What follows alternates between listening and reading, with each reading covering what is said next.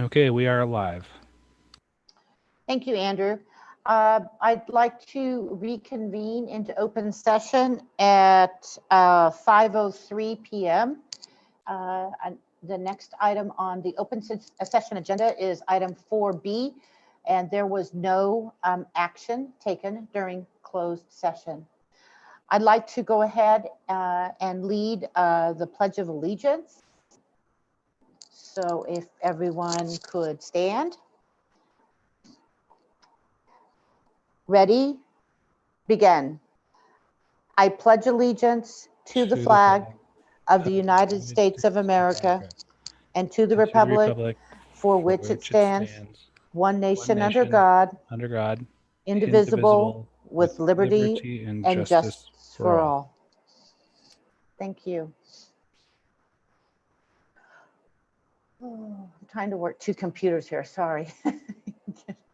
We're going to move on to item number 5 on the agenda, 5A, comments and announcements by board members. So we have 2 new board members today, but so we'll start, I guess, Sandra, we'll start with you. Any comments? I have nothing, thank you. Okay, and Jessica and Sharon, if you have any comments or announcements, now is the time to do it. Lots of things if you visited a school or, if there's anything else that you think the general public may want to know. So I'll go first to Jessica. I have nothing at this time. None at this time, thank you. And Sharon? I'd just like to say that I'm looking forward to working with the board to help support our students and staff and our families of OCESD. Great, thank you. We're going to move on to comments and announcements by administrations. Dr. Holcomb. Well, did you have any comments, Madam President? I'm sorry, I did not at this time. Thank you. I said something at the very beginning, which I am looking forward to with Sharon and Jessica, and of course having Sandra back on the board again. Thank you. So first of all, I'd like to welcome our new board members. Congratulations on your successful candidacy, and we and I look forward to working with you and the rest of the board as we move forward. I think we have a really Yeah, we've lost your mic again, Spencer.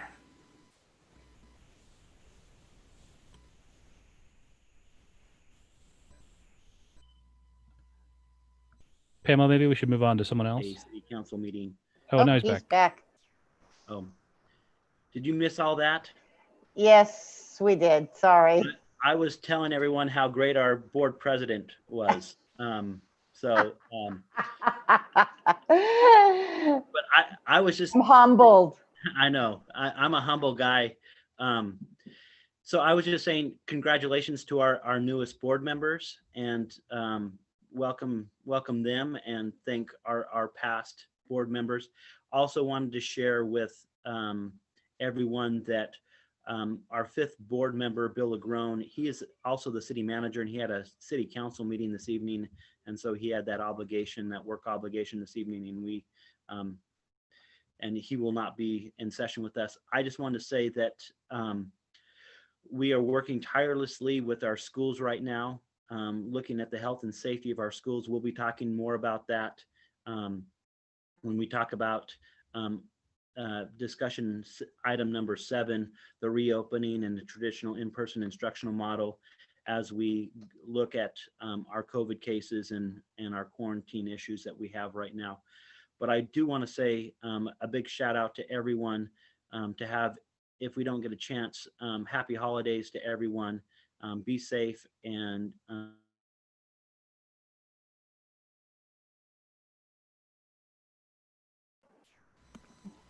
We lost you again, Spencer.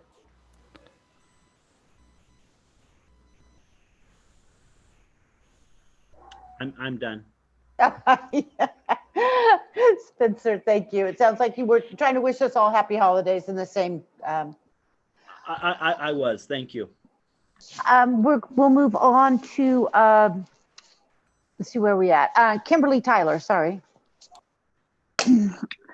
Hello, I want to also welcome our new board members and wish everyone happy holidays. And I am probably not the only person that is looking forward to a break in 2021. So, thank you. Thank you, Kimberly. Janet Handley? Good evening. I too would like to welcome our board members. I look forward to working with you. If at any time you have questions, I'm happy to talk to you about anything that we have going on in the district and would be happy to have a conversation with you. We have been working, we've gotten our PD going, professional development going from the DOJ. So we've gotten started with some trainings that have to do with implicit bias, restorative classroom practices. And on Friday, we have a training that will be on the culturally responsive PBIS. PBIS is a program that's been in the district for a while, but we're doing it from the angle of culturally responsive. And we are with the DOJ. I am working on the accountability piece because we do have regular reports that need to go into the board. So working on trying to get the data so that I can get it reported to the DOJ. And so that's about it for right now. So thank you. Thank you, Janet. Who did I miss? I guess I missed Andrew. Good evening, everyone. I'd like to welcome our new board members and returning board member. Welcome to the board. I look forward to working with each of you. Also want to say happy holidays to everyone, and I hope everyone does their best to stay safe. I know things have been really kind of exploding with the pandemic numbers, so just encourage people to stay diligent. And I just wanted to thank my administrative staff, Chewy and Stephanie, Angelina, Sarah and Tina. They've been doing a great job in this very weird circumstance that we're in. But I just wanted to thank them, and that's all I have. Andrew, I appreciate it. Thank you. We'll move on to item 5C on the agenda, which is comments by the public. At this time, the board will extend an invitation to interested parties who wish to speak on the matters which are school related. You may email your comments or questions to backpack@ocesd.net. Please include your first and last name in your email. Comments and questions will be read into the record and/or addressed during the meeting. However, emails received without a sender's name will not be shared during the meeting. The Brown Act does not allow governing board to discuss or take action on any item that is not on the posted agenda. At this time, Andrew, are there any emails in the backpack@ocesd.net email? Just the one we discussed earlier, no new ones. Great, thank you. And are you, Spencer, are you going to read that in? I will read that into the record right now. I have not received any other emails to my knowledge. And just remind anybody who sent anything to me personally tonight or through the backpack, if we don't read it, please resend it and we will read it into the record this evening. The one that we have tonight is from Yelena Agarkov, or Yelena Agarkov, and it says, hello, I have a first grader who attends Ophir Elementary. I want to express strong support for reopening our schools to a full traditional model in the spring semester. And that's all. Thank you, Spencer. And given that we are continuing to do the board meetings on a virtual basis, I will reserve the right to, if you do receive emails, Andrew or Spencer, in the OCESD.net backpack@OCESD.net email, please let us know and we'll get those in. Pamela, I think on that same email, I think Spencer's must have gotten cut off because there's a bit more. I can go ahead and read it. That'd be great. Thank you. Continuing from Yelena, student-to-student transmission cases are practically non-existent at the elementary school level. Furthermore, I strongly believe that when kids are at school, they are in a more controlled environment where they wear masks and abide by safety guidelines, thus less chance of exposure. Our first grader wears a mask the whole day and has not complained once about it because he just wants to go to school. Every Sunday, he tells me that he is so happy to go and see his teacher and friends the next day. I'm very grateful that the board has made the proper steps to reopen our schools. Yet I also believe that 2 days of instruction simply isn't enough. My husband and I have been working full time since March in hospital and food processing, and we know firsthand that masks and the simple safety precautions work at stopping the spread of COVID. Decisions need to be made from what is going on in our schools and not the state, county, city, or the Chico Unified School District level. Give parents the choice to choose on what's best for their child, and those at higher risk can still choose to do distance learning. I truly hope that our new board gives strong consideration to reopening full time. Thank you for your hard work on this. Sincerely, Yelena Argov. I'm sorry if I butchered her last name, but I give it a shot. Thank you, Andrew. And thank you for the comment as well, Yelena. There's actually another comment that just came in. Great. Please go I'll ahead. just read it. This is from Lori Maturino. Ophir School would like to welcome our new board members. Thank you, Lori Maturino, OETA representative from Ophir School. Thank you, Lori. I'd like to move on to item number 6 on the agenda, the annual organizational meeting. The first item is item A, the nomination and election of a board president. Are there any nominations for board president? And Spencer or Andrew, if I could just ask, the nominations come only from the board, or can they be from the public? I think they're just from the board. Just from the board. Just from the board. Thank you.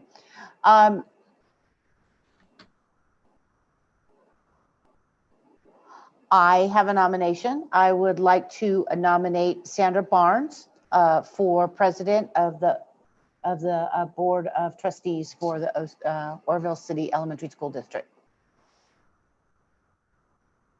Thank you, Ms. Pamela. I accept your nomination. Thank you. If there are no further nominations, may I get a second? I second. Thank you. And we will go ahead. Yes, we do have to vote. So given again that we are virtual for our new board members, I will look for a verbal so that we can hear you. So make sure that you do come off mute when we vote. So we are voting on Sandra Barnes as our next board president. And we'll go to Jessica. I second that. Oh, it'd be a yes or no or an aye? Yes. Or, yes, okay. And Sharon? Yes. And Sandra? Well, sure, of course, I'll nominate myself. And Pamela Hamilton as the current board president also is a yes. The motion carries. Sandra, congratulations. Spencer, I'm assuming I turn this over to Sandra at the next board meeting? Yeah, at the next board meeting, seeing that you've probably prepared yourself to run the meeting the night, we will continue that, and Sandra will assume the position of spokesperson for the board next meeting. Brilliant, thank you. We'll move on to item 6B. Oh, sorry, go ahead. Oh, sorry, go ahead. Continue. I was just gonna, yep. We're good. I just have one quick thing to say. I just want to thank you for your vote of confidence there. And I just want to say congratulations. You have made your official first vote. There you go, Sandra. And Sandra has been our president before, so this is not going to be this will be the next time around for her. She'll be brilliant at it, as she was the first time. I'd like to move on to item 6B, nomination and election for the board vice president. Do we have any nominations for board vice president? I'd like to extend the nomination of Ms. Pamela Hamilton to vice president, if there's no. And I would love to accept that. Thank you. So I'm looking for a motion to elect Pamela Hamilton as the vice president for the board for the next year.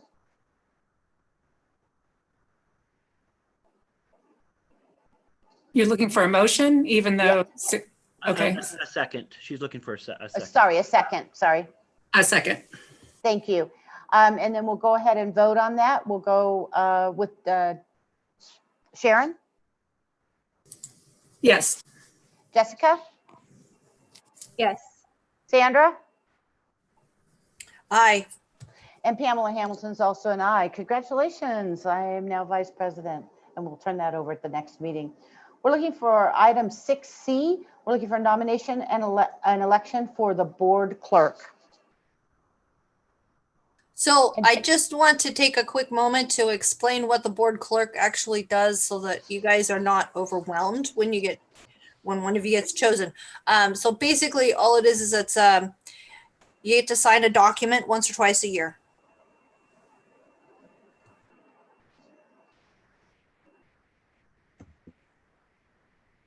I would be willing to do that. Can I nominate myself? Yes, you can. And can we get a second? I second the nomination. Great. And then we'll go ahead and vote. We're going to vote on Sharon Nielsen. I think I've got that right. Nielsen Yes. for clerk. We'll go to Jessica, Yes. Sharon, Yes. Sandra, and Pamela Hamilton's also a yes. Motion carries. Congratulations. And there is one position left. And I think that I would like to nominate Jessica for the secretary of the board. Pamela, Yes. the secretary is actually the superintendent. Oh, well, there you go. So do we have to vote you in? Kim, correct me if I'm wrong, but I believe you do. Yes, this needs to be done every year. Okay, well, let's vote in Spencer. May I get a motion to, do I need a motion for this? No, I just need a vote, yes? You need a motion and then second it and then do a vote. Okay, may I get a motion to appoint Dr. Spencer Holtom as secretary to the Board of Trustees? So moved. And may I get a second? A second. Thank you. And we'll go ahead on a vote. We'll go with Sandra, Aye. Jessica, Yes. Sharon, Yes. and Pamela Hamilton's also a yes. The motion carries. Boy, that was a lot more difficult than I expected that to be.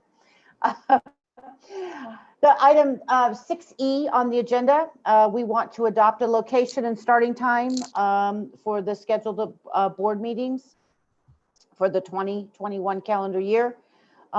Thus far, we've been holding them on Zoom. We may move back to the district office when it is appropriate. Spencer, did you want to talk to this? I see the attachment here. Yes. Here are the proposed dates and times for the yearly calendar. These are subject to change from time to time. There are some dates. We try to typically do the second or third Wednesday of every month. We do have a couple of months where we have 2 board meetings, and that's typically because we have to do a public hearing for the LCAP and sometimes budget things that need to be a public hearing, and then we bring it back to a vote 2 weeks later. We also have some that might be earlier in a month due to those same type of deadlines that may be before the middle of the month. For example, March 15th and things like that, where we have deadlines for different legal reasons. So if it pleases the board, this is the schedule that we are recommending.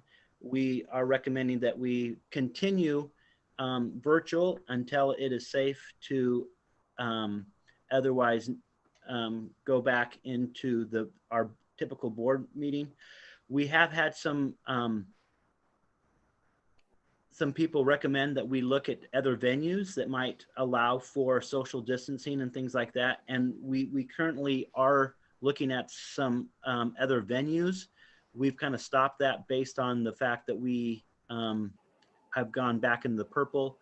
But I will continue to discuss that with the board as safety becomes less of an issue. But this is what we're proposing at this time. Thank you. May I get a motion? I'm sorry, are there any questions? Sharon, Yeah. Jessica? Yes, ahead. I have a couple. Go ahead. One, is it possible to have our meeting start at 5 o'clock rather than 4 o'clock? I have no, Anybody? I have no objection to that. Spencer? I don't have any objection to that. It just would work easiest for me. I do work until 4:30, so it's difficult to take time off, and I have to take vacation time off to do that. So it'd be easy to meet at 5. I don't have any objection to that. So that would be closed session starting at 5 p.m. then? Correct. Well, I mean, we open and then we go into closed session starting at 5, okay? Yeah. And then, so Spencer, what does that put, 5:45 for open session? Correct. Thank you.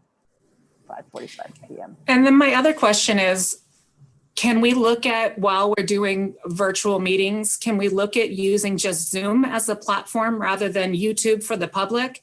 It seems that it makes it difficult for the public and for other people who want to participate or have comments, getting it into Backpack, having their written message read by somebody else. It seems to lose some value when it's presented to the board that way. Could we look at using the Zoom platform fully so that we can have the video of people who want to make comments?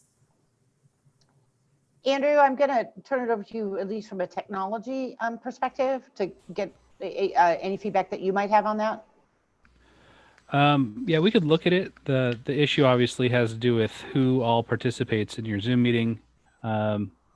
When we originally set these up was, 9 months ago, and Zoom has changed significantly with its capabilities.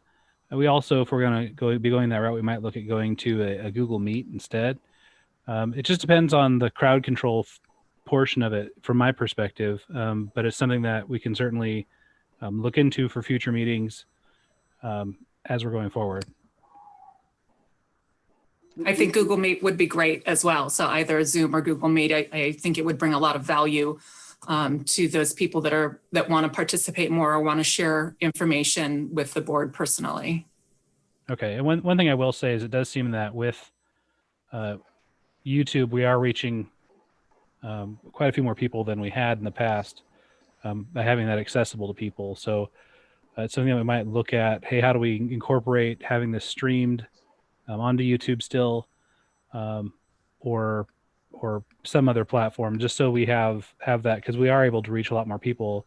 I know it's shocking, but in the past, there were many board meetings with 1 or 2 people in the audience for most of the last 5 years.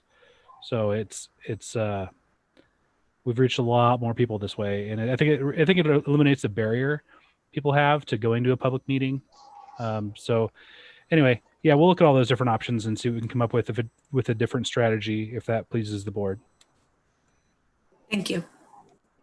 I think it is worth looking into. Does anybody else have a comment on that?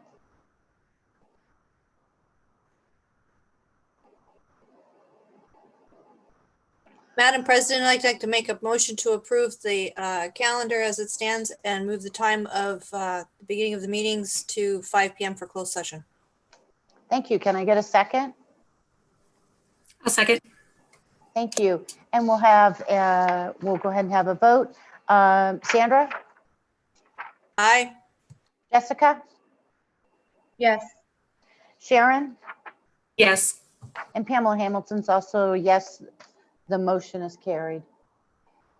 We're going to move on to, I'm really struggling here with my technology tonight. Item 7A, reopening the OCESD schools in the traditional in-person instructional model. And Spencer, did you want to speak to this? I would love to. Thank you, Madam President. And hopefully my internet will stay going so that people can hear me. So I do want to reiterate, I appreciate the public comments that we heard this evening. It is the intent of the district leadership, and as well as the board members that we've had in place here, that we want to be reopened. We want kids to be in school. We want kids to have full access to a full day. It pains me and concerns me that we cannot be closing the gap because we know our kids need to be here at school all day, every day. However, we have a lot of concerns, especially of late. I had a phone call with Danette York, who is the director of Butte County Public Health today. And we have over 700 new cases in the last 4 days. And that is a huge issue. And so I want to have a conversation with the board in open session so everybody can kind of hear our thinking and our rationale of the fact that from a leadership position, we want to get back reopened as soon as humanly possible. But as of late, since we've come off of Thanksgiving break, we have close to 300 students in our district that are now in quarantine, including 5 classes at Oakdale Heights that are now on quarantine as of yesterday. And as of this afternoon, our 7th grade class, our entire 7th grade class at Ishii Hills Middle School is now on quarantine due to a possible exposure. So I had our district nurse, Terry Woods.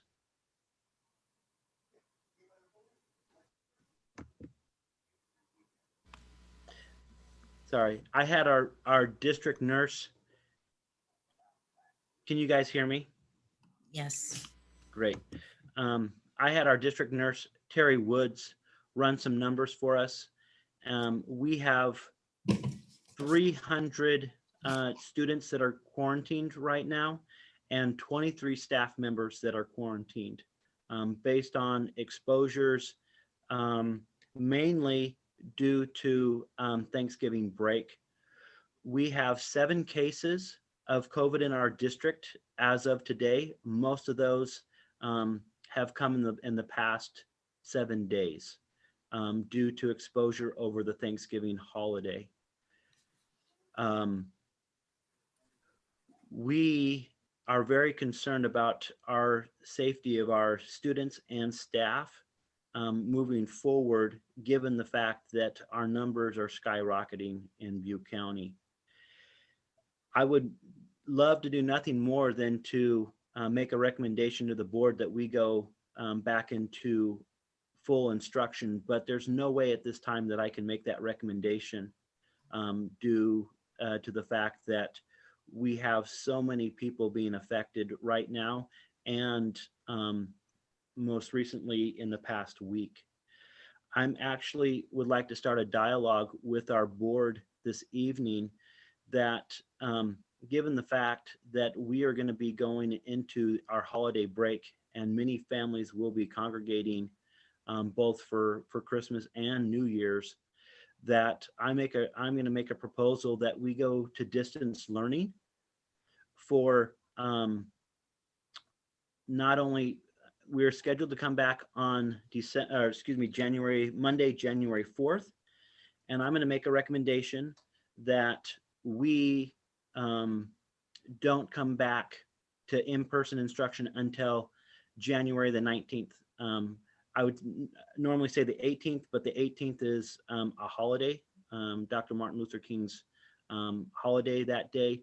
So we come back to in-person instruction on the 19th.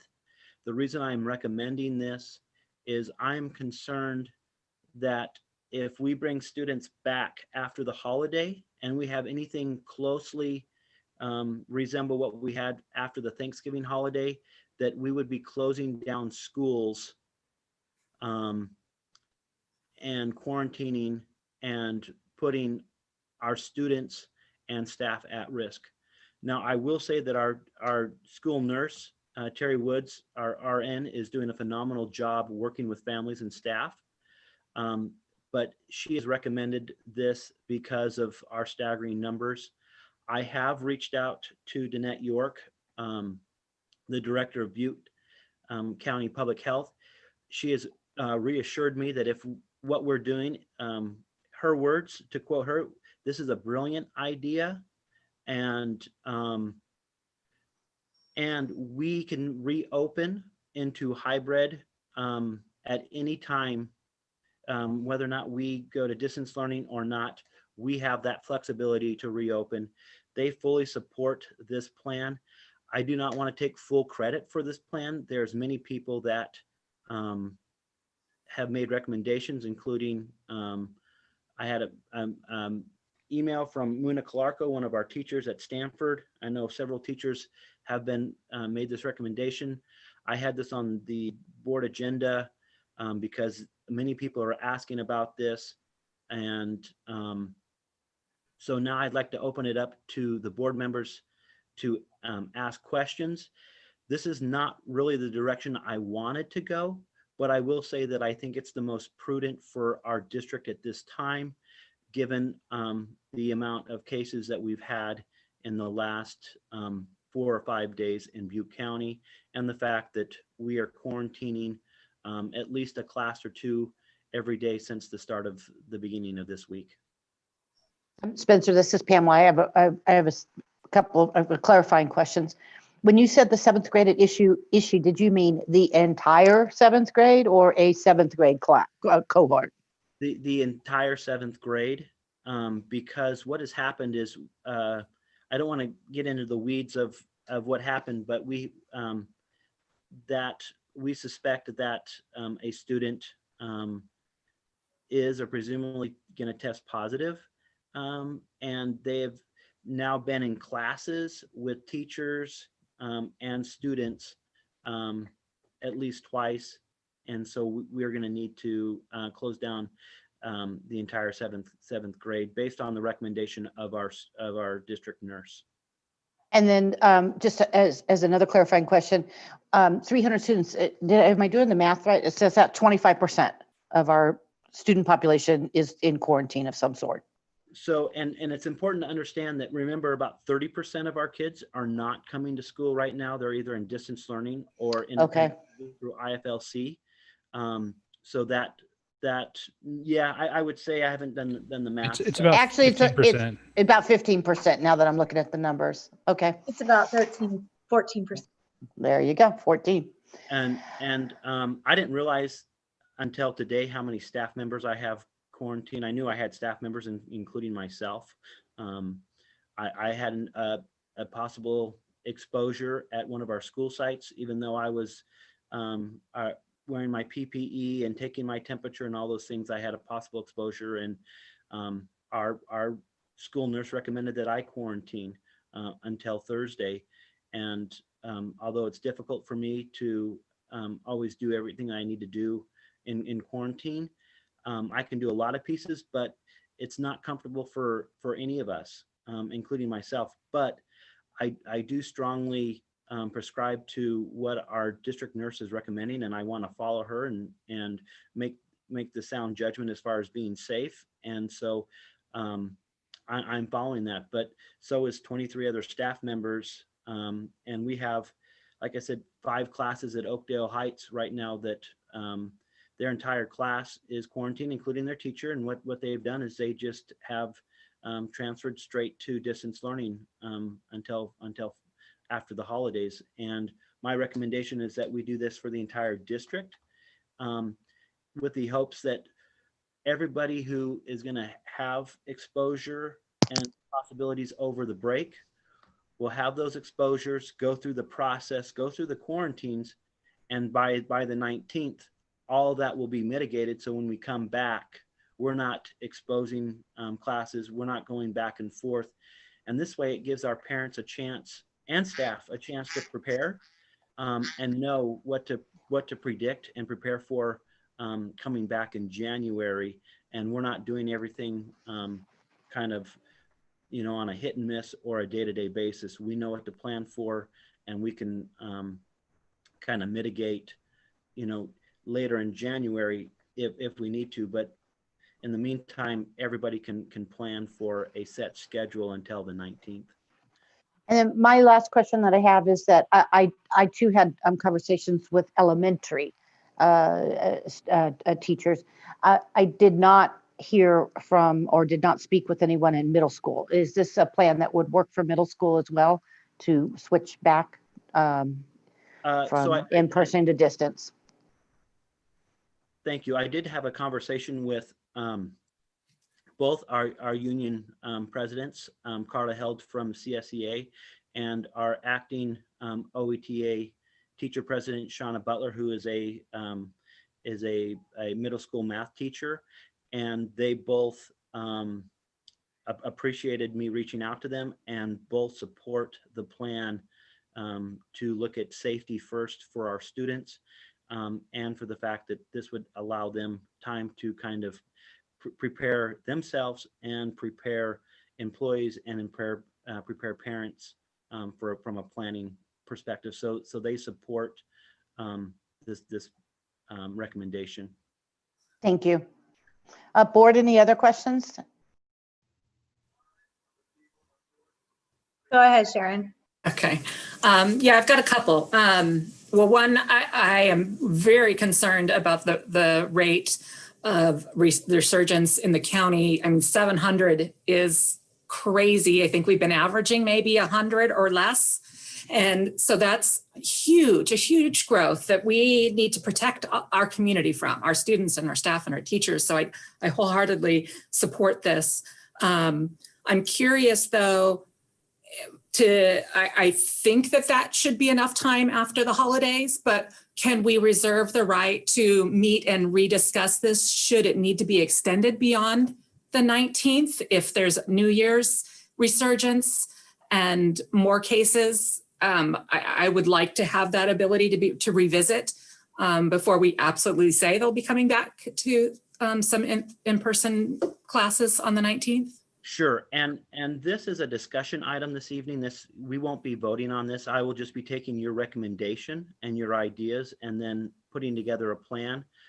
This is not a sort of thing. In some cases, it can be, board approved and that, but it doesn't have to be board approved. You can just direct me as a superintendent to say, hey, given the circumstances, we need to mitigate, our current health pandemic as we move forward. But to answer your question, we absolutely will be, I watch the numbers every day.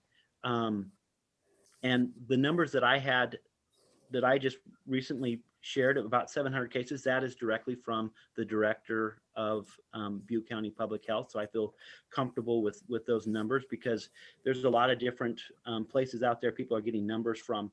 But we can revisit this once after New Year's, and I will be in constant contact with the board, kind of saying, hey, this is what I'm hearing, this is what I know, where are we at? If needs be, we can call a special board meeting and discuss this further, or you can just give me direction as I meet with you individually and just say, hey, Spencer, where are we at? And I can, give you updates on that. But right now, I'm saying the 19th, and if we need to adjust that, we can. Okay. And also, I had mentioned this to you once before, but I wanted to bring it up at the meeting. Is it a possibility to have a public web page notification of how many cases we have, quarantines, similar to what Chico Unified has, to keep the information available to the public? And yes, and we had that conversation today, and I'll be working with Andrew and my team to do something that kind of mirrors Chico. We haven't really had the need up until this point. We had so few in numbers, we wanted to kind of protect the identity and the, but because we have so many kids now that are in quarantine and a lot more cases coming forward, given this past week, I think it becomes less obvious of the cases, and we can accommodate that. My final question was, do you know if there will still be state testing? Obviously, with all the distance learning, it's affected our students' level of learning this year. And so I'm wondering where our state testing falls in that. Great question. I think I have the answer to that, but I'm going to defer to Janet to give you more specific information on that. Janet? So the State Department did have their trainings on their assessments for the year and are having us move forward to do the testing. There is some discussion that they may do a modified testing, but so far the state is moving forward in the direction of doing the state testing. Thank you. That's all I had. I think, Jessica, you had some questions. Yeah, how long do I have? We do not have a time limit on this. Okay, the questions first are, you had mentioned 7 COVID cases within our district, within our schools. Are those confirmed cases? I can't hear you. I'm on mute. Okay. Those are confirmed cases. Are those confirmed cases? Those are confirmed cases. Okay. Yeah. And most of those are new ones just in this past week. I will share that none of those cases came from student to student contact. They're all been traced back to home, to the and family exposure one to another. Are those 7 cases related to one specific school? No, they're at multiple school sites. Okay, so within the school that has been quarantined, or this entire 7th grade, were any of those confirmed? Those are presumed cases based on the Butte County Public Health. They're still waiting on results. Results are now taking a lot longer than they were before, but based on the exposure and family exposure and family positive cases, they are presuming that those are going to be positive cases or a positive case. Okay. Moving on with the idea of extending, or rather cushioning, the return to school, you're now talking 32 to 33 days that the children will not be in the classroom. I'm concerned with that. Additionally, we can ask folks not to gather as much as we want. There's no guarantee that even after they gather for the new year, in a 1-week cushion, in a 2-week cushion, there's no guarantee that they're not going to gather again. So this sort of turns into this snowball effect of, it's never ending. So I would be kind of concerned with that many days away. The work low, I'm concerned with how are we going to keep these kids engaged for that long at home. We've done it before. We've tried. I mean, I'm right in there with the parents trying to do it. It's difficult, especially since they've been back in the classroom. Doing work at home it's not fun for the kids. It's not fun for the parents. I'm not trying to put that on top of the health and safety of them. I just am concerned with 33 days away from school is on top of what they're already, the minimal in-class learning that they're not getting, or that they're getting. I'm worried about that. How are we going to get 5 hours of distance learning with our kids, you know, when they've already been in the classroom? So, Jessica, we certainly can look at, you know, the 11th, or, you know, we certainly can look at a regular reopening on the 4th. And, or we can, and I've discussed this with administrators today, of doing having the 11th be the day, and with the idea that if we see, if we're hearing concerns and the numbers continue to go up, that we then just move that start date back to the 19th. There's a lot of things that we can do, and you as board members can give me a number of different options to look at or to follow as the superintendent as I roll this out. I gave the 19th as the day, as that was recommended by our RN. But remember that our health officials are always going to be more conservative on those cases, and I understand why. But also, you know, we as educators have to look at some of the practicality pieces. I hate the fact that we're going to be out of school for, you know, a month. I do not like that. I don't think that's good for kids. But given the circumstances, none of this is good for kids. And so I'm kind of stuck between a rock and a hard place, trying to mitigate, as is the board, as are our teachers and our parents. I am a parent who is working through this as well, and none of the answers are presumably good. But I do want to let the board know that you can give me directions of, hey, this is the date we'd like to come back, and with, you know, contingency plans, and I'm happy to share that with the public and move forward. I see Sandra has something to say, and then Madam President, I have 2 emails in my queue that are based on this subject that I'd like to share after Sandra, if that's okay. All right, Sandra? Yeah, so we've got 2 mitigating factors involved. One of which is if we bring the kids back too soon, how is the spread at the school going to transfer from each individual student back to their families who may have been otherwise protected from other students who did travel out of city, out of state?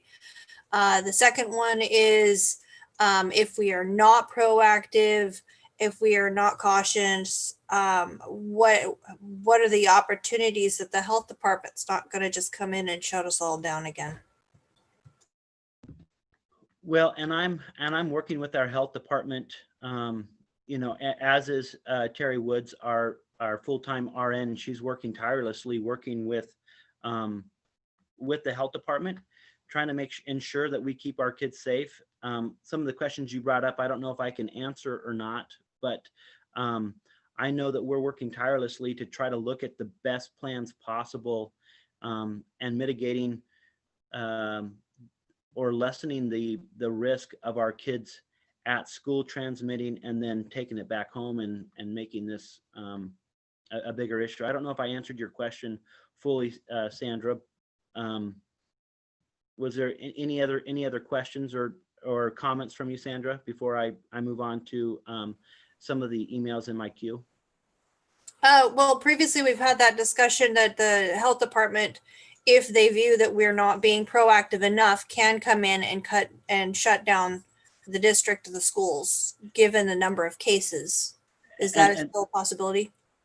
That is a possibility. And given our numbers right now, based on the state guidelines, if we continue to go down the road that we're going down, and I mean by the fact that we're having new cases and new quarantines every day, that they would come down and require us, because our percentages, it's based off of percentages and cases and things like that.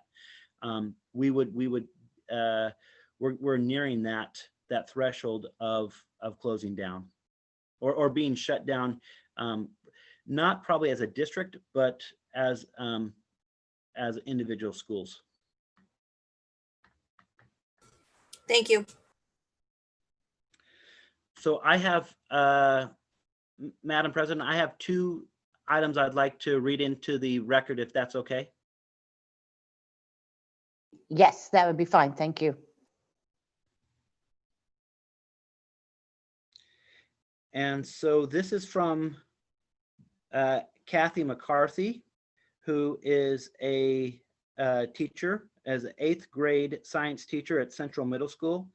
And she writes, yes, we would be able to transition to distance learning after the winter break.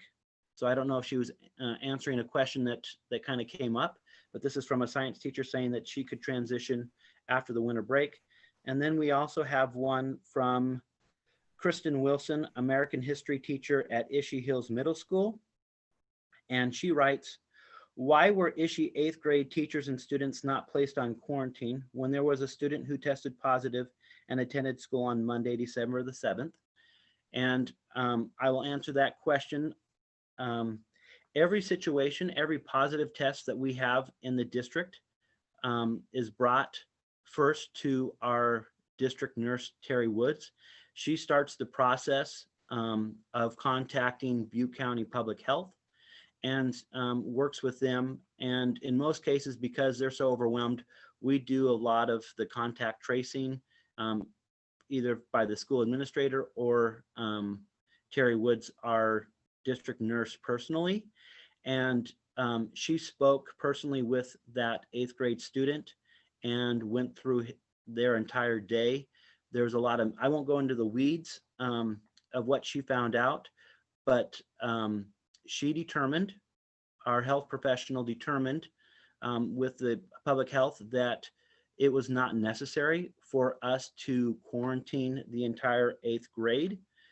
I'm not making those decisions as the school superintendent.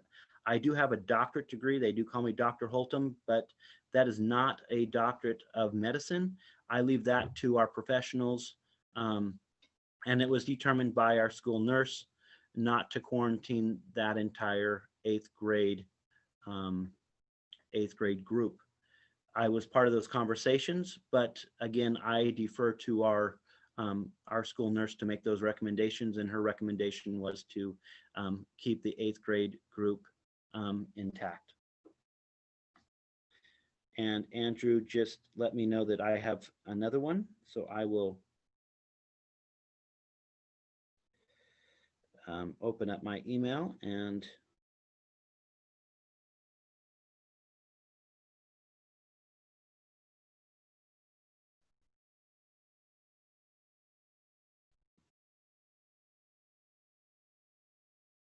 this is from Kathy McCarthy again, 8th grade science teacher. And it reads, December 8th through January 3rd are the holidays. It would not be 32 days of distance learning. We need to be conservative and safe. Some of us in the classroom are in the high-risk population and teaching in the classroom. You put us at risk. We also have several students that have been out since Thanksgiving break due to COVID, and we have not been informed whether they have tested positive or not. I've had a student that came to school yesterday that was sent home due to exposure, and I won't even be informed whether she is positive or not for COVID. You put us all at risk. Do the distance learning until January 18th. Kathy McCarthy, 8th grade science teacher, Central Middle School. And I will respond to that. It is a lot of these students that are being quarantined are being exposed, and we may or may not, and they may or may not know whether or not they ever test positive. A lot of people are not being tested at this time for a lot of different reasons. Some because they don't have health insurance or the means to go out and get it. Some because it's very difficult to schedule tests these days. And others for, the fear of being tested or other repercussions. So we have a lot of situations where we don't know the full extent of, how many cases that we have, because we do know that a lot of people aren't being tested. And it's impossible for us given the numbers to be able to get all that information. And we also have to be very careful of HIPAA rules and regulations when it comes to medical records and things like that.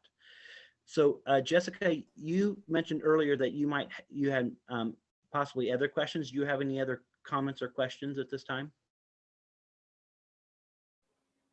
Yes. Have you had any discussion with staff or teachers regarding the distance learning after the Christmas vacation, regarding workload, and if there is enough time to create and distribute work for the students during the potential 1 to potential 2 weeks on distance learning?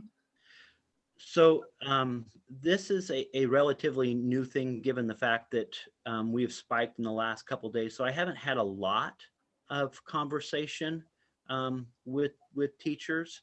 I have had some correspondence, email. I have talked to some of the union leadership. I have talked to my principals. I called a special admin meeting this afternoon to discuss this and to kind of get some of their feedback that they're getting or hearing, or as they work with their teachers and staff. And we are looking at right now as a district leadership team, looking at building in some time that teachers might be able to prep on Friday afternoon. We're trying to build that into our schedule. We did have training and other things planned, but we're looking to try to give them at least the afternoon.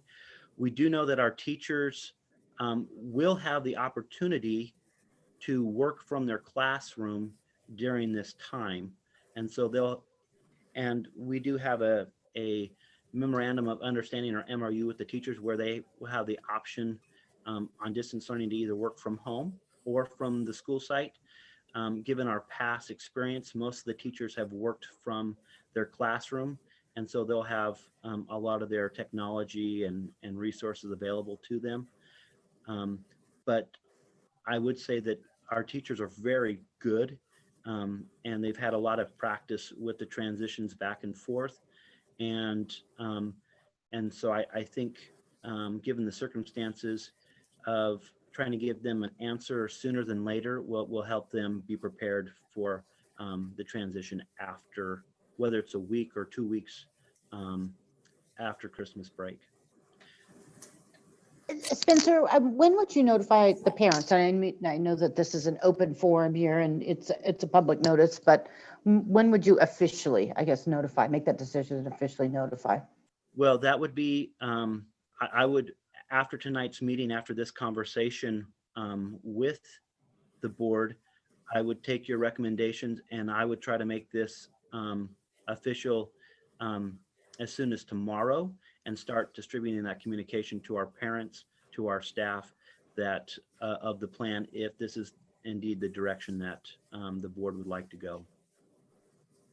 Can you just clarify that you mentioned when you first started discussing this, that you did present this to the teachers union leadership and the classified employee leadership, and they both gave you the green light, correct? They both gave me the green light. They are very cognizant of the health and safety of students and staff. I will share with the board in public forum that we would have our classified staff continue to come in and work with the proper PPE and things, and continue their work on the school site and within their job duty from the school site. And we would continue to encourage staff to ensure that they're wearing masks and physical distancing as they come in and work in their various positions. But we would be having everyone, kind of do their normal routine. But they support that. They understand the numbers, and they understand the reason why.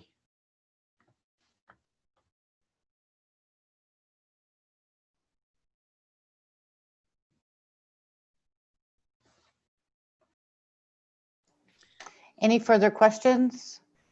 Sandra? Oh, I'm sorry, go ahead, Spencer. I'm sorry, Madam President. I was just going to let you know that I think I have an Andrew just texted me and says I have another. Okay.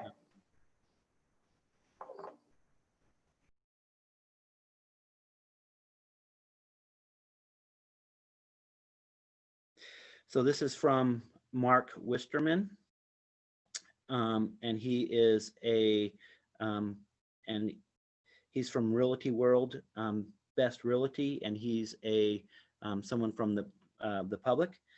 Serious consideration need to be made to start the school year over next fall. The children have fallen into an educational abyss. And thank you, Mark, for your comments. I would say that this year has been extremely difficult for everyone in every realm of the word abyss, from personal to professional to educational. I will share today that, and I know he wouldn't mind me sharing this, but when our board member Bill Lagrone called me to let me know that he could not make it due to city council obligations, he shared with me that he did support the idea of putting safety first, but he's a huge proponent of getting our kids back into school as soon as possible. But he has also shared with me, asked me to look at what we can do to mitigate some of the losses we had, and if we could start planning and putting together and working with our unions and different things.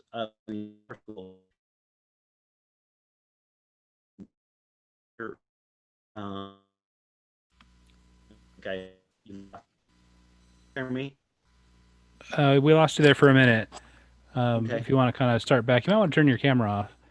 Okay, I'll turn my camera off. Bill Lagrone, where did you lose me at? I'm sorry.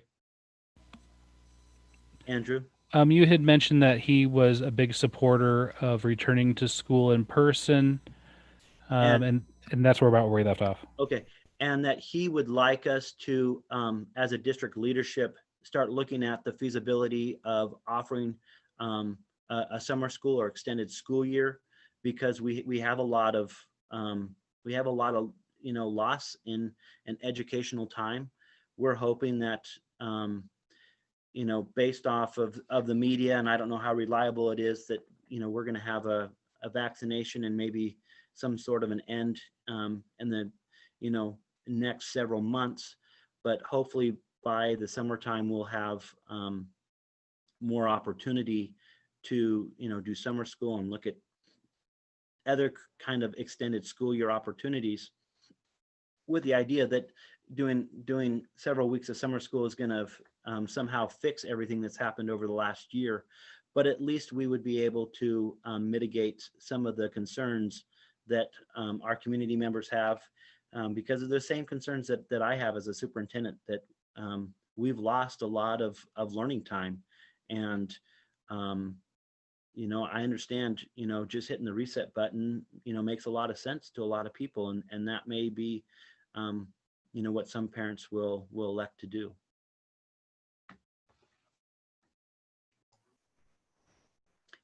Other questions?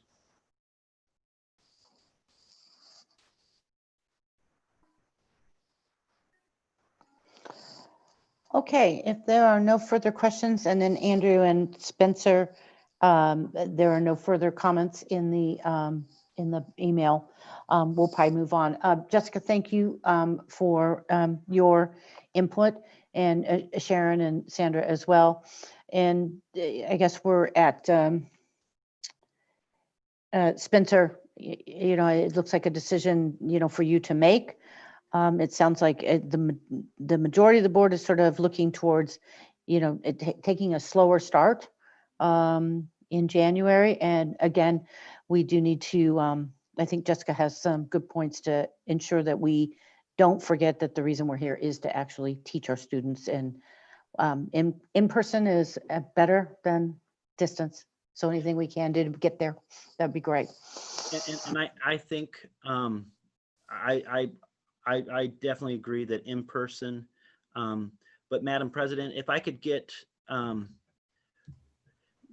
just from a board standpoint, I know this is not an action item for us to vote on, but if I could get some clarity, is what would be the druthers of the board to start on the 11th with a contingency plan, to start on the 4th with a contingency plan, or start on the 19th with a contingency plan?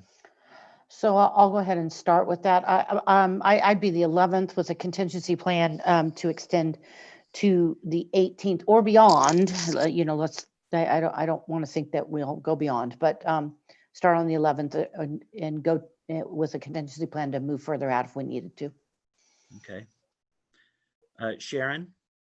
I support the 19th wholeheartedly. I'd just like to add that our community is out of control right now. And I'd like to share that Dr. Fauci, who's a leader and respected physician dealing with a COVID across the nation, he is a proponent of getting kids back in school. But he says that the best way to get kids safe, to ensure their safety back in school, is to get the community level at a lower spread rate. And we are nowhere near a low spread rate right now. Jessica? I am in favor of a 1 week cushion for the kids with a heavy push to students and families for the precautions that we need them to take so that they can stay in school. I think the 18th is too long. Coupling this with enrollment issues that we're already having, I don't feel that this is going to boost morale for families who want to have their kids in school. Additionally, you know, hurting the small amount of time that they have in the classroom. I do believe that safety is a #1 priority, but I also feel that we are doing a really good job with our kids in school and with the precautions that we already have in place. Thank you. Sandra? The one thing that brings me home every single time I think about this is that a virus doesn't care. We're playing by the virus rules right now. We're not playing by our rules. As much as I absolutely positively hate having kids at home and not, I mean, just this morning I had to fight with my children just to get out of bed for an advisory. And the long-term impacts of our children's generation moving forward, and the impact, economic impact and societal impact of our culture. I mean, it just snowballs, and I just shudder every time I think about, you know, the impacts of the situation. But in the short term, you know, getting kids back in school alive, I think safe is going to be far more important. I do suggest that we choose a D-Day, a decision day, be it the 7th, the 11th, make it, you know, some point where we, you know, reevaluate where our position is when the kids come back into town and the families come back into town, and determine then where we move. So we need a D-Day, I think.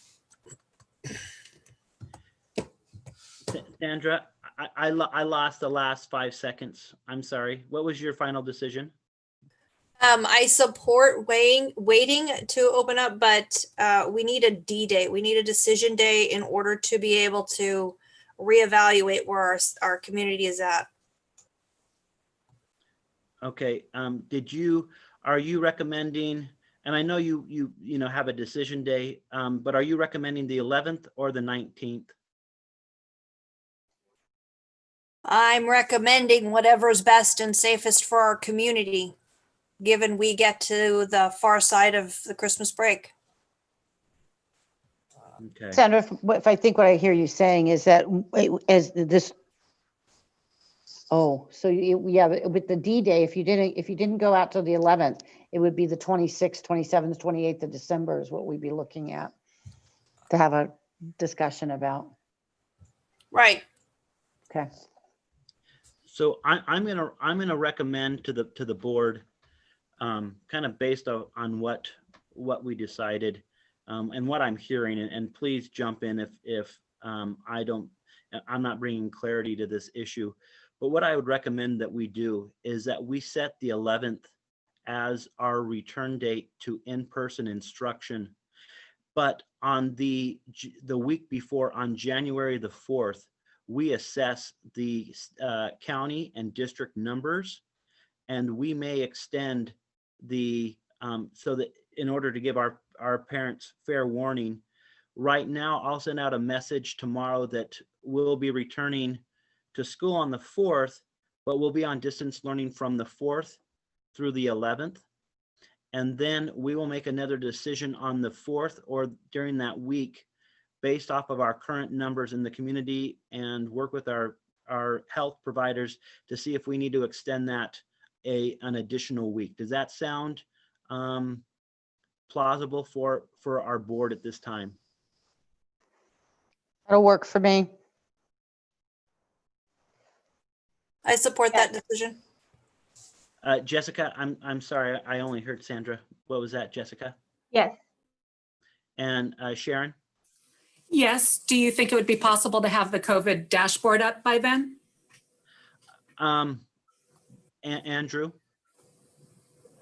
We can get some information up. I haven't looked at what Chico has up. Is it Chico, the school district, that has it, or is it a? Correct.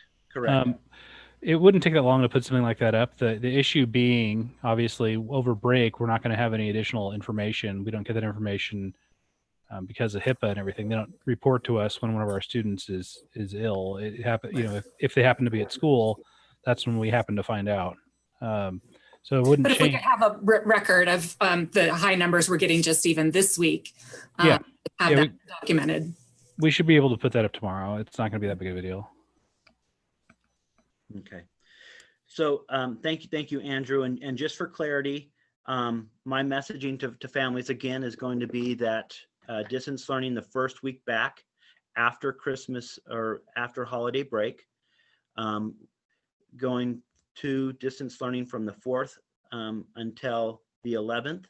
But during the on January 4th or thereabouts, I will either speak with the board individually or call a special board meeting for us to extend our distance learning.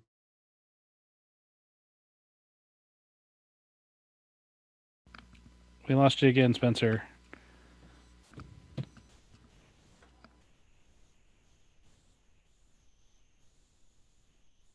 So does that sound acceptable to everyone else? Have a special board meeting, or Yeah. have Speaker correspond with you directly, individually, about our course of action for that second decision that will come in that first week of January? Does that sound reasonable?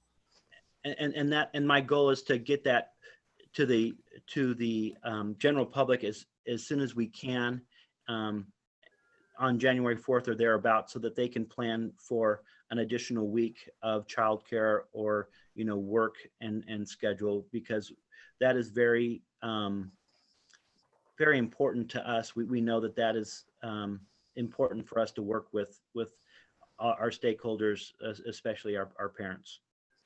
So Jessica? As much time as possible to give notice to families, because in my experience, we're sort of flying by the seat of our pants in a lot of ways with education and trying to figure these things out. And it really puts people in a very stressful situation, and nobody operates well under that. So yeah, as much advanced notice and as much advanced preparation as families can get, they absolutely deserve it. And it is my intention, which is the whole conversation tonight, is to do it 3 weeks prior, so that we give as much leadway as possible.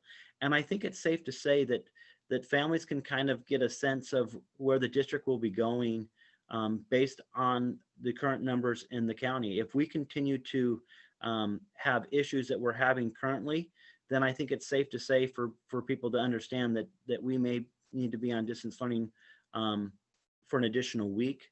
But if we start to stabilize and our numbers start to go down, then I think that would be a good way for them to kind of a predictor of where we might go. But I think, Madam President, that's all I have to share at this time. I appreciate all the concerns from both the community and from our employees and our board members. I think it just speaks to how important this is and how important our board members look at this very important issue. So thank you. Thank you, Spencer. At this time, I'd like to move on to section 8, the action section, public comments on action items. The board will extend an invitation to interested parties who wish to speak on items that are listed on the agenda. You may email your comments to a backpack@ocesd.net. Please include your first and last name in your email. Comments pertaining to items listed on the agenda will be read into the record during this time. However, emails received without a sender's name will not be read. Andrew, are there any emails in the email box? Not at this time. And Spencer, do you see any? I do not have any emails. Thank you. Okay, and again, because we're doing this virtual, and we are getting better at it, but we're doing this virtual. If an email comes in, please do let me know. We're going to move on to section 9 on the agenda, the consent agenda. I'm going to, rather than go through each one of these individually, I'm going to ask the board, if any of them have a comment or would like additional clarification on any of the items A through H.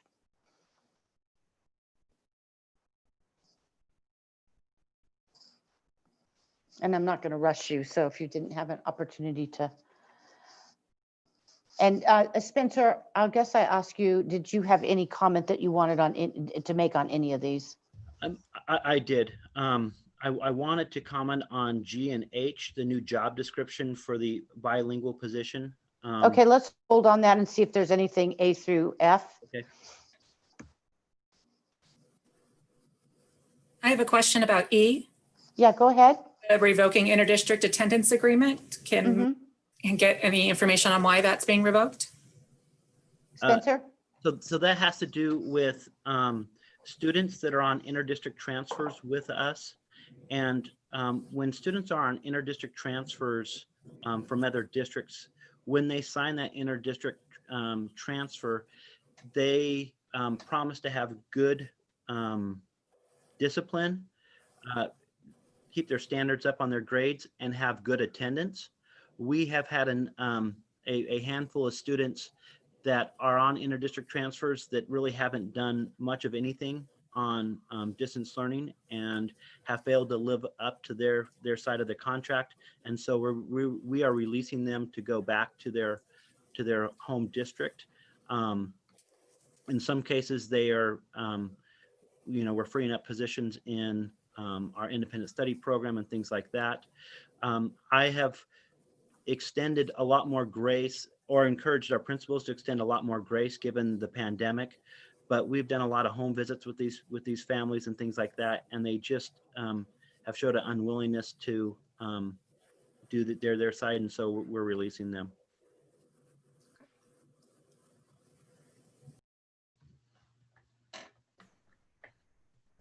Sandra, I'll start with you first. Sandra, any questions on items A through F on the consent agenda? I have nothing. Thank you, Madam President. Jessica, any questions or anything, any additional information you need on items A through F?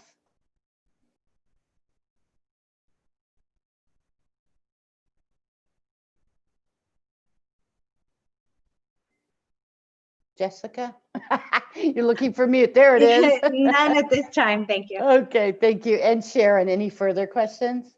No further questions. Okay, great. And then and I have no questions on items A through F. And Spencer, if you want to take us through items G and H, I believe They're the same, the same job descriptions? They are the same job descriptions. One is for a Hmong, and one is for Spanish. These are part of our Department of Justice stipulation judgment that we have with them. Part of the stipulation was that we would add this job description into our district to specifically support and advocate for special ed families that have a difficult time mitigating special education issues, especially with those that are coming, that English is a second language. Prior to this, in my agreement with and working with the DOJ, is we are in a fiscal crunch. And so these two positions were parent liaison positions that were already in the district, and but they were not, they had less hours. One was 7 hours and one was a 3.5 hour position. And we have added to the job description some of the components that the DOJ is requesting, which is more support in the special education and the Section 504 portion. These people who, when they get the position, will be getting some specialized training by the DOJ to support families, specifically in the area of equity and special education in Section 504. And as part of this, they will be getting additional hours to not only do what they did prior to this new job description that they were doing in our district, and giving them additional hours to do the special education piece. I hope that was understandable. So one will be, they'll both, one will be an 8 hour and one will be a 7 hour position.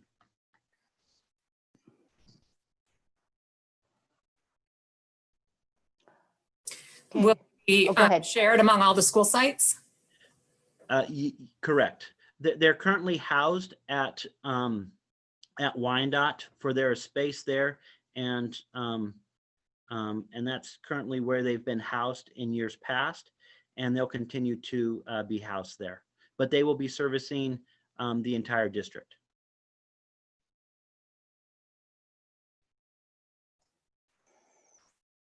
Okay, I see a lot of nodding.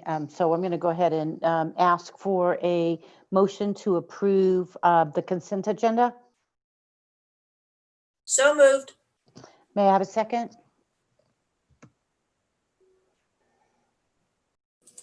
Second. Thank you. And we'll go ahead and vote. Sandra, Aye. Jessica,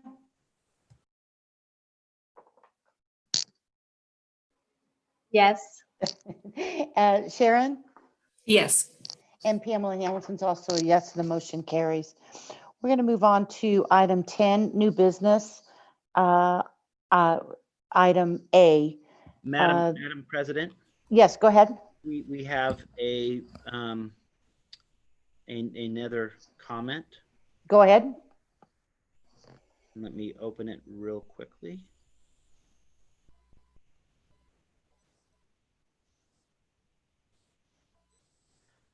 Okay, this is from Scott Lukes, who is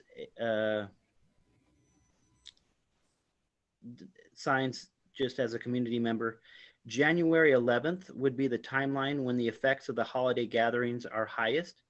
If the goal of postponing returning is for safety, won't this be an unwise time to return? Thank you. Thank you, Scott. Thank you, Scott. I think that that's what we're all, we're looking to see if we see a spike, everything start going up, moving up that first week in January. I guess we're just going to we may have to get together to discuss it, but thank you. I appreciate that.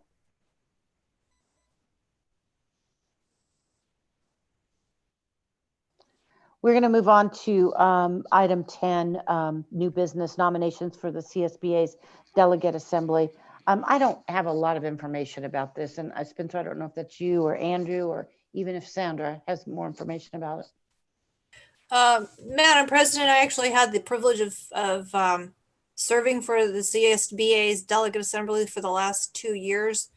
It's actually Region 4B, which includes Butte County and northern Sacramento area. I think it's Rockland. It's not a very intensive. You get lots and lots of information, tons of emails and newsletters explaining what's going on in the world. The CSBA's real function is kind of a super PAC, if you will. It's to advocate for school districts itself. They hire lawyers that go to court, and they have individuals that work on behalf of the school districts and the students' interest on the legislative level. The requirement on the board level for a delegate is really just twice a year to actually attend the voting portion of the meeting, which is 1 day prior to the yearly meeting of the regular yearly meeting that all the districts have. I didn't attend this past week's assembly on account of the fact that I could not see fit to spend $400 on a Zoom call, and an all-day Zoom call. Personal failing on mine, possibly, but that's really what it's about. Yeah, so it's very informative, and it's you get to interface with a lot of other board members from across the state, and it's really a very valuable opportunity for anybody who's interested. Sandra? Sharon or Jessica, either of you have any interest? I do not at this time. I do, but I'm curious about, Sandra, you said that it would have been $400. Is that then something that we'd have to cover on our own?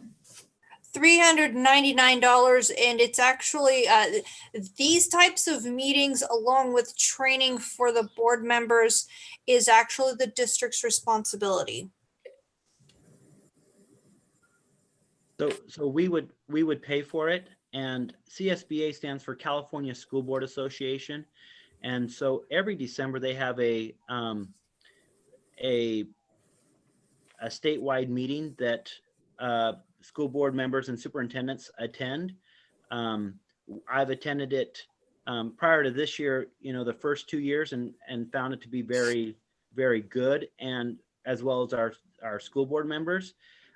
But everything was virtual this year, and I didn't see the need to spend the money or the time, given everything that's going on, to do that. But all expenses to be part of that, and to go to the conference on a yearly basis is part of the school district's responsibility to support boards and the training of boards and superintendents. To say that this isn't a valuable experience is wouldn't be doing a disservice. It's I have learned a lot, and I have really valued the opportunities.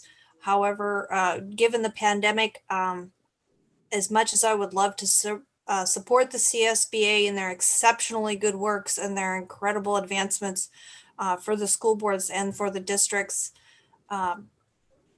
yeah, it's a tough call. It is a 2-year service, twice a year. So, moving forward, you may be interested, and we may be able to be in a much better place. And we are not required to have a nomination. So if none of our board members are interested, we just move on. But if anybody is interested, now's the time to kind of speak up and let us know of your interest. Yeah, I'm interested. Oh, blessings. Right? Thank you. Thank you, Sharon. Can I get Sharon Nelson is the name of the nominee. May I get a motion So moved. and a second?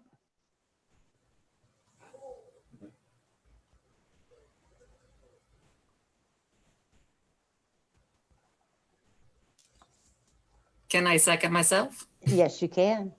It'll second it, and we'll go ahead and we'll vote. And Sharon, since you are not on mute, Sharon, how do you vote? Yes. Jessica?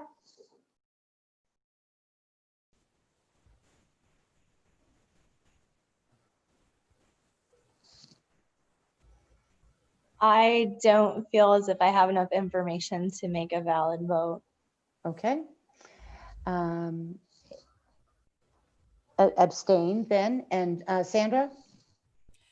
I would like to abstain until we answer Miss Jessica's questions, if that's possible. Then we will put this on hold and bring this up. Spencer, how, I'm not sure how we do this. Do we have to put this back on a board Yeah. agenda item? So we can bring this back next month and Okay, talk with Jessica and see if I can get her more information regarding this topic. Let me know if there's any information that I can provide. I've got lots of names, emails, telephone numbers. And Madam President, we do have a comment from the public on this item. go ahead. Christy Anglin writes, having new school board members, I highly support this and hope they want to attend the CSBA assembly. There we go. I appreciate that. Thank you. Madam President, Yes. hi, it's Kim. We can't wait until next board meeting. Something needs to be done tonight. So they have to have their qualifications in by January 7th. So everything that's attached to the agenda, it shows the application, and they need to do a statement. So, and that has to all be received by CSBA by January 7th. So Open up the attachment. Thank you, Kim. I've got it open. Thanks. Madam President, if it pleases the board, Jessica, is it something that we could maybe talk through right now, just to see if we can answer some of your questions? What value does it bring to only new board members, existing board members? What are we gaining? What are you gaining? So what this is it gives us a voice, and I think Sandra, because she's been a part of it, would I'll ask her to be part of it. But what this does, and on every year they have a annual conference, and every year I will encourage all of my board members to attend that annual conference.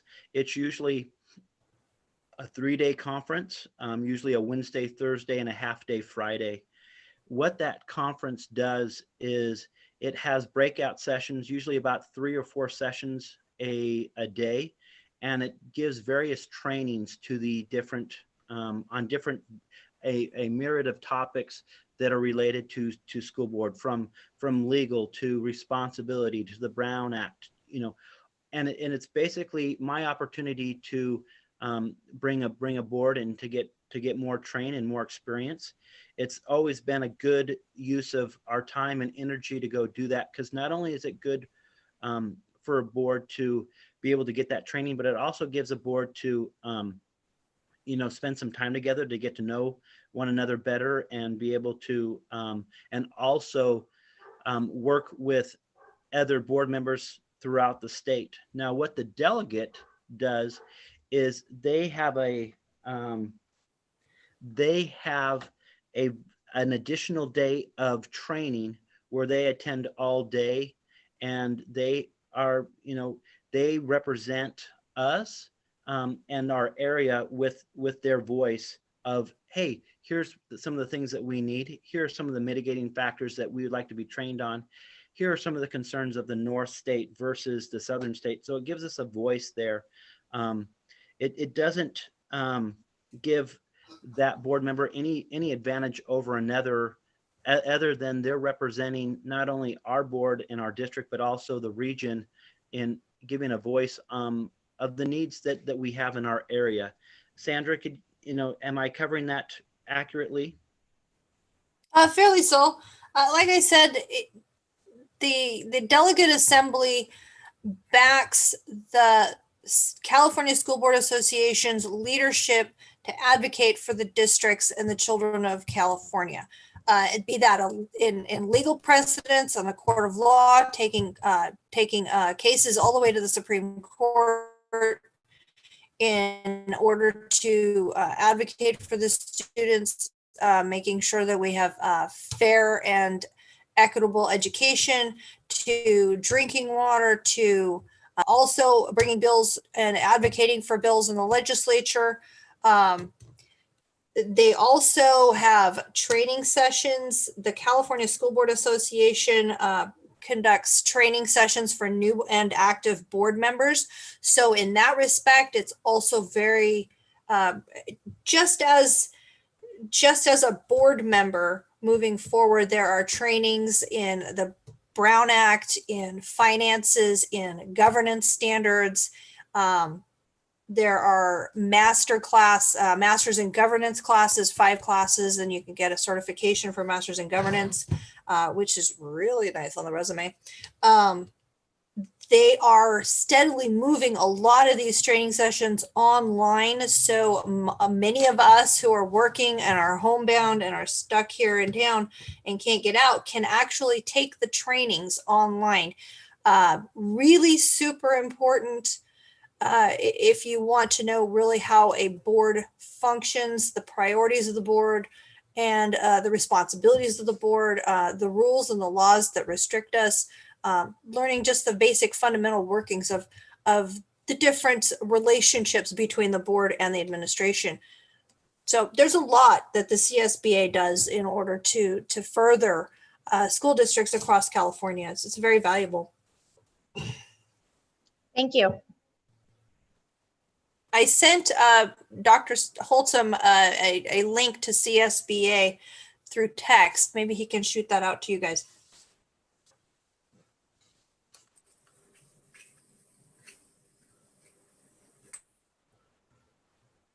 So then at this time, I'd like to go ahead and advance my vote for Ms. Nilsson to become a CSBA delegate for Region 4B. Thank you, Sandra. I too would like to advance my vote as a yes. Jessica, abstain or how would you like to vote? Yes. Yes. The motion carries. Thank you, Ms. Nilsson. Thank you. We're going to move on to item 11, item A, business and finance, local control funding formula, the LCFF budget overview. Is that going to be Andrew? Yeah, that's going to be me. Hold on one second. I'm going to go ahead and put it up on the screen so you can read along with me. Thank you.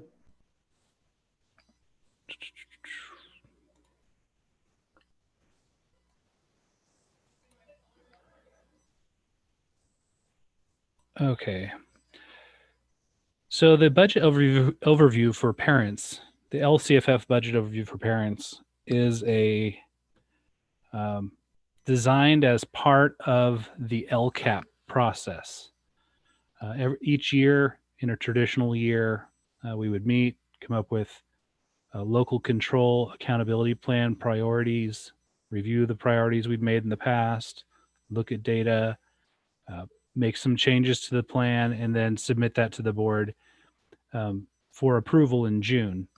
And then this is sort of the, how do you put it nicely? The LCAP's, maybe 100 pages long. Very, very difficult for parents to understand when that's who it's designed for. So they came up with this. They came up with this LCFF budget overview for parents, which sort of condenses down the LCAP into a very short document.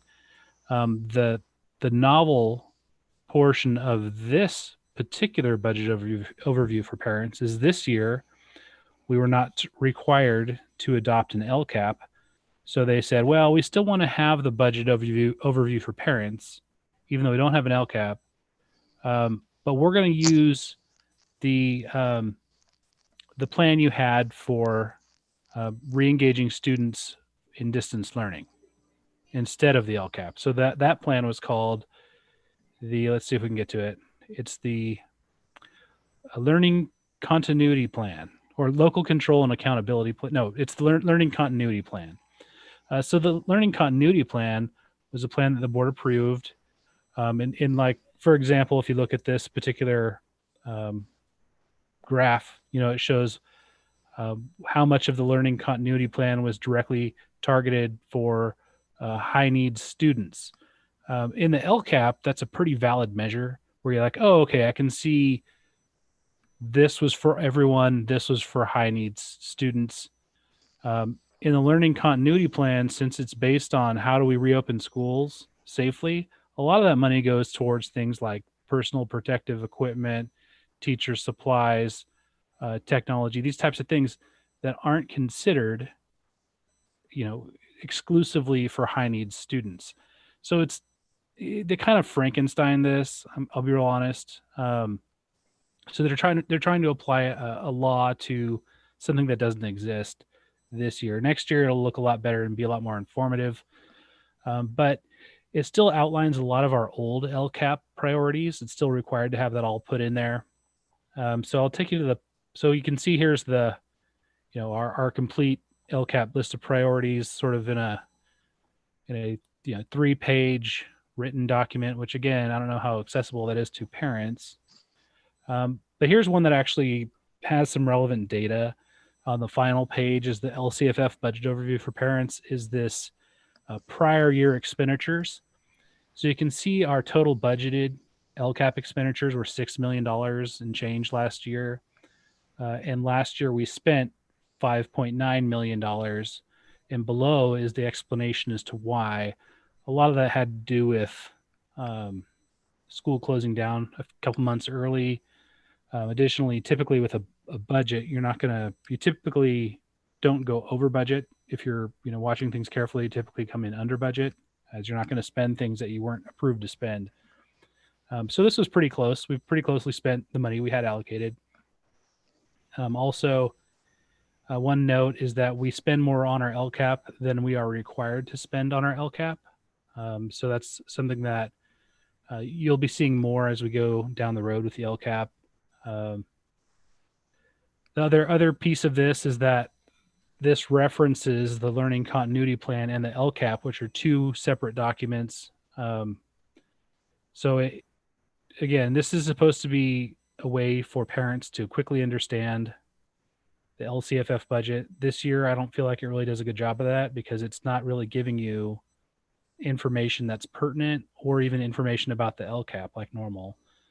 So this is the budget overview for parents. Unfortunately, it kind of isn't super helpful this year, but next year it should be a lot better with actual relevant information.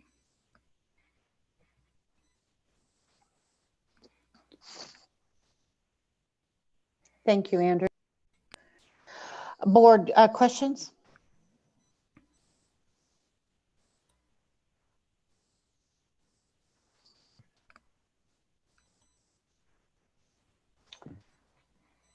Okay.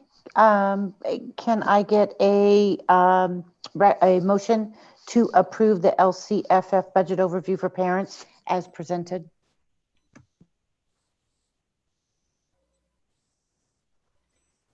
So moved.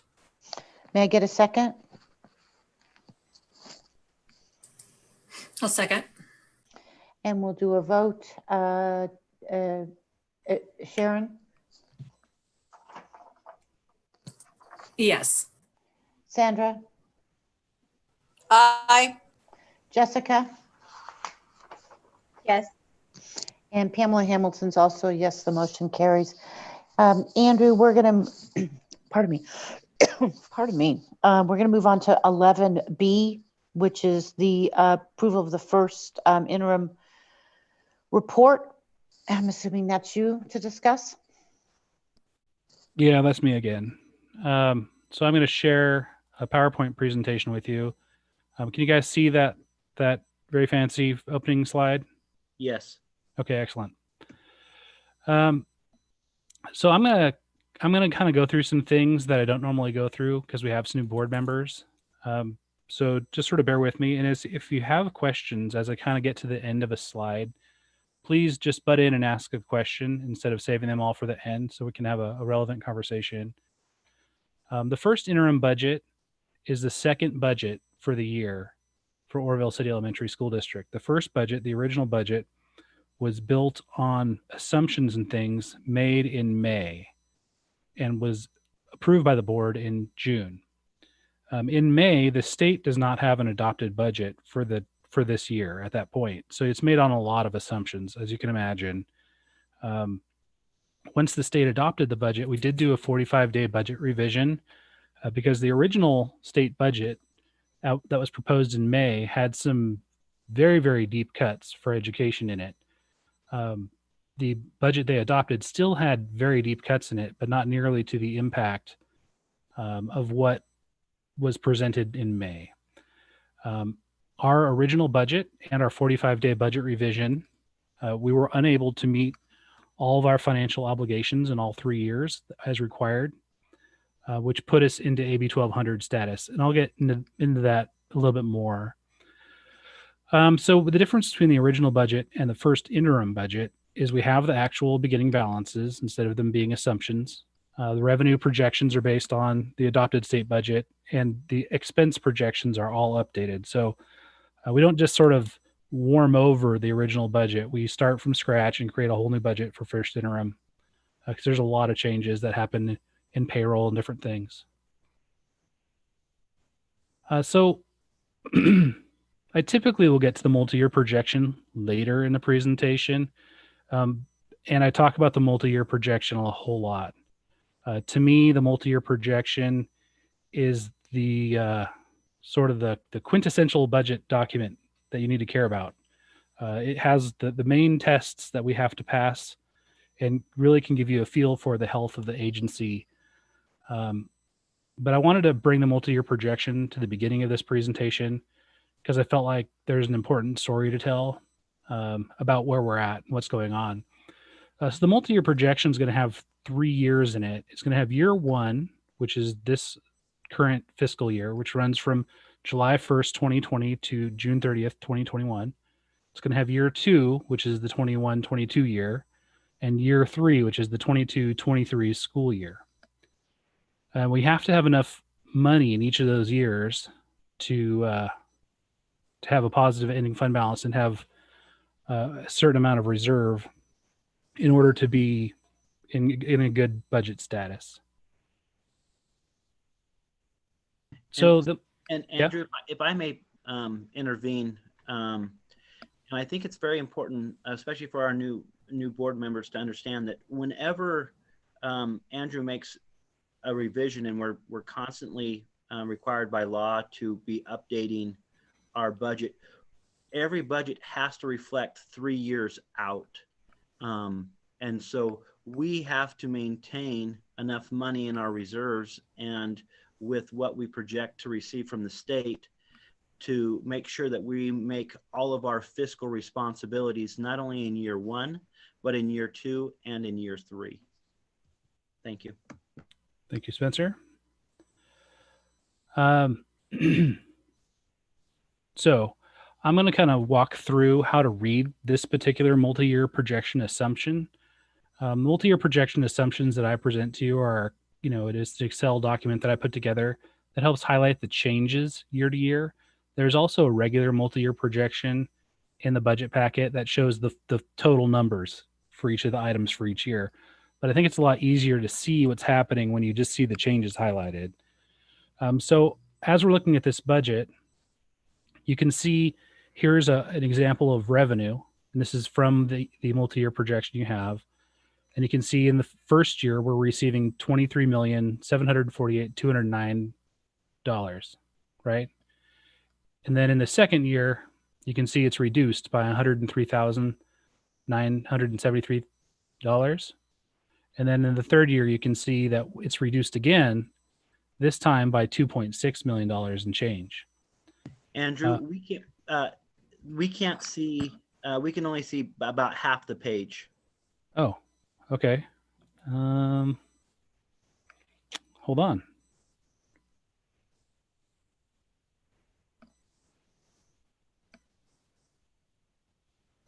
Just give me 1 second.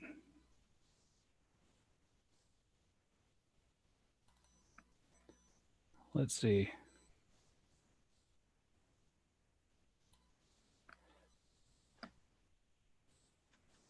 Wonder why that was. That's really strange.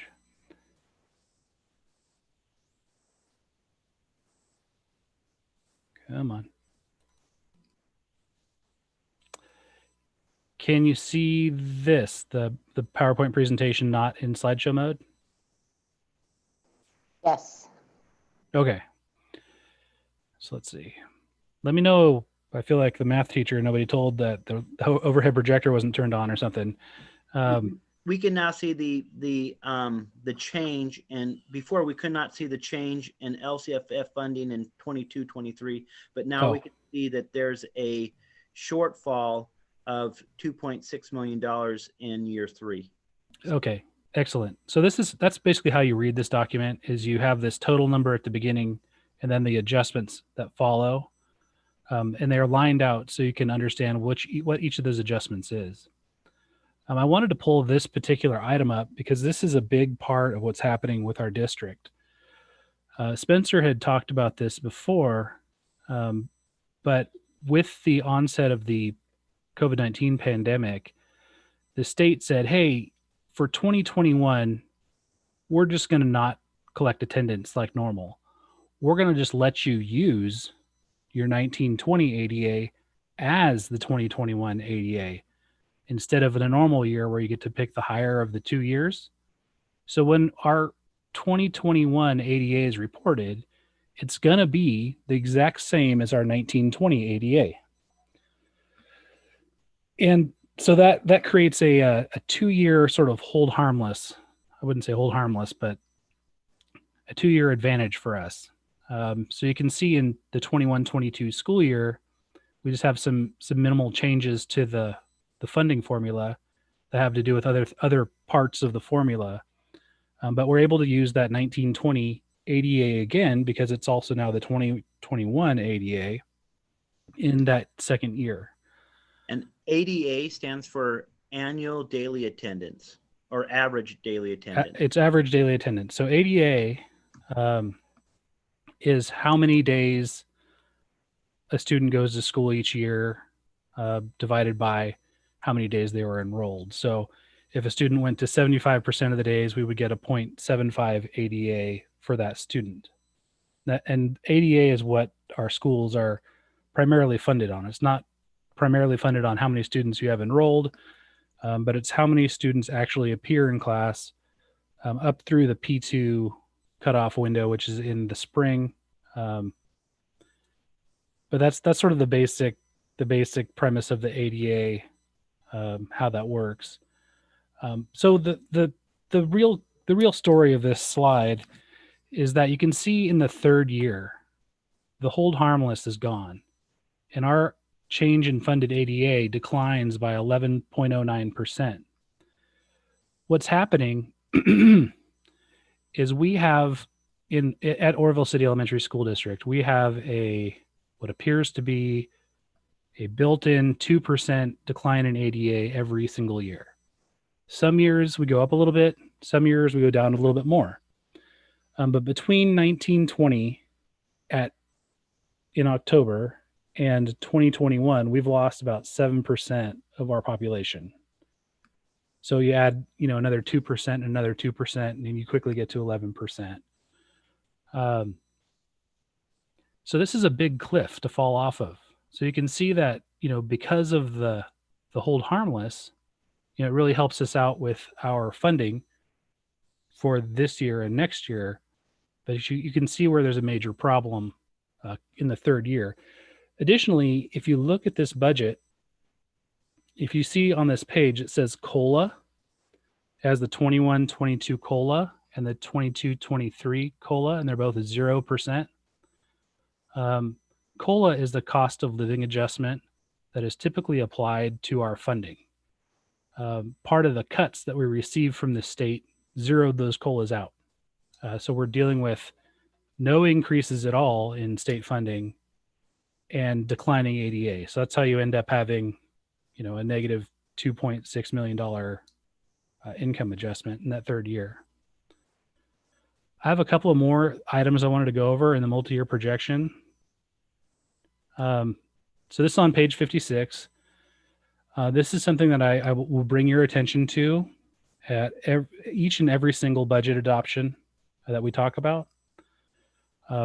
If you look at line C, this is the net increase or decrease in fund balance on our unrestricted side of the budget. The unrestricted is the side of the budget that is the money from ADA and most of our money. The restricted side of the budget is going to be things like federal grant programs and things that, sort of have their own cycle, typically have to end with $0, like a grant where they say, here's, $40,000 to go, buy a generator. You have to spend the $40,000 to buy the generator and the money goes away. So the unrestricted side of the budget is where you're really checking the health of the agency. This is where the majority of our teaching staff are paid. This is where the majority of our expenses are and where the majority of our revenue is. So you see the net increase and decrease. You can see in the first column, the first year, we're increasing by $1 million and change. You can see in the second year, we're increasing by $100,000 or so, $98,000. And you can see in the third year, we have a net decrease, deficit spending about $3 million. So when we talk about our $3 million problem with the first interim budget, this is that. We have a $3 million problem where we're spending $3 million more than we're bringing in that third year. So you can see how that, fiscally is very, very concerning because $3 million for a school district is outside of, when you're 90% people, you can imagine, how do I get $3 million back? And it's very, very difficult. That's something we'll be discussing at future meetings, but that's a very large, very, very large deficit spending in that third year. And again, it has to do with declining in enrollment and the state cuts combined to put us in this situation. So the other thing I always am going to bring your attention to is the ending fund balance. This is on page 57 of the assumptions. And typically I'm going to use the assumptions instead of the formal multi-year projection because it has more information. But you can see our ending fund balance.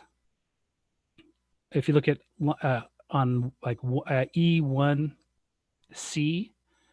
E1B is our reserve for economic uncertainties. It's a certain amount of money, 3% of our expenses that we have to have set aside for economic uncertainties every year. If we have less than that amount of money in a given year, we're in fiscal distress. And then that's how you get into AB 1200 oversight. That's where we were at original budget. We didn't have enough money to cover our reserve for economic uncertainties. In fact, we didn't have any money. We were negative money in the third year. If you look at the unassigned, unappropriated line, that's the money above the reserve. So you can see we have $4.3 million this year, $4.6 million the next year. And then if you remember the $3 million in deficit spending, here it is. Now you have $1.5 million. The real concern is that what happens in year 4, right? If I have a $3 million hole, I'm spending $3 million more than I'm bringing in every year, and I've only got $1.5 million left. You can see where this is going and why we need to make some significant changes and, be real strategic. So these cuts are something that Spencer and I will be working with the board through the winter. We will have another interim budget. I know how exciting this is. I know you can't wait. There'll be another one in a couple of months in March where we'll have updated version of this with maybe some cuts and some other information. So that's sort of the when I think about the multi-year projection, that's sort of the meat of the budget. You're really looking at, am I deficit spending or am I surplusing? Because if I'm surplusing, hey, I've got more money than I'm not spending as much money as I'm bringing in. That's great. We can now have other priorities. When I'm deficit spending, you say, well, how do I stop deficit spending? You know, how do I stop from spending more money than I'm bringing in? So this is just a summary of some of the items we'll be going over, but there are a lot of new things in this budget. There have been a lot of changes since May and June that I'm going to go over with you. So we talked about AB 1200. AB 1200 is if our budget is in fiscal distress, like I can't make my reserve in any of those 3 years, I get to have a friend who comes and in a normal year sits in my office with me for a couple weeks and hangs out, and we go through fiscal oversight. This year, after original budget, since we were in AB 1200 trouble, called lack of going concern, typically on an interim budget, it'd be called qualified or negative. We were what we'd call a qualified budget. You'd think qualified was good, but it's not. Positive is the only good status for a budget. We could not meet all of our financial obligations, so we were assigned a AB 1200 oversight group from FCMAT, which is the Fiscal Crisis Management Assistance Team. It's a state agency. So FCMAT does sort of a best practices, really in-depth audit.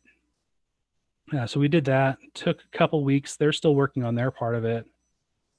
And even though we're no longer in that same status, the in-depth audit still needs to be completed and will be presented to the board in January or February. The audit is a deficit-only audit, so they're only going to present to you things they found that were wrong. They're not going to present to you things they liked, things that were right, just what's wrong. So as you can imagine, not my favorite. Another new item is we have, since the original budget, we've received quite a bit, a lot of one-time money.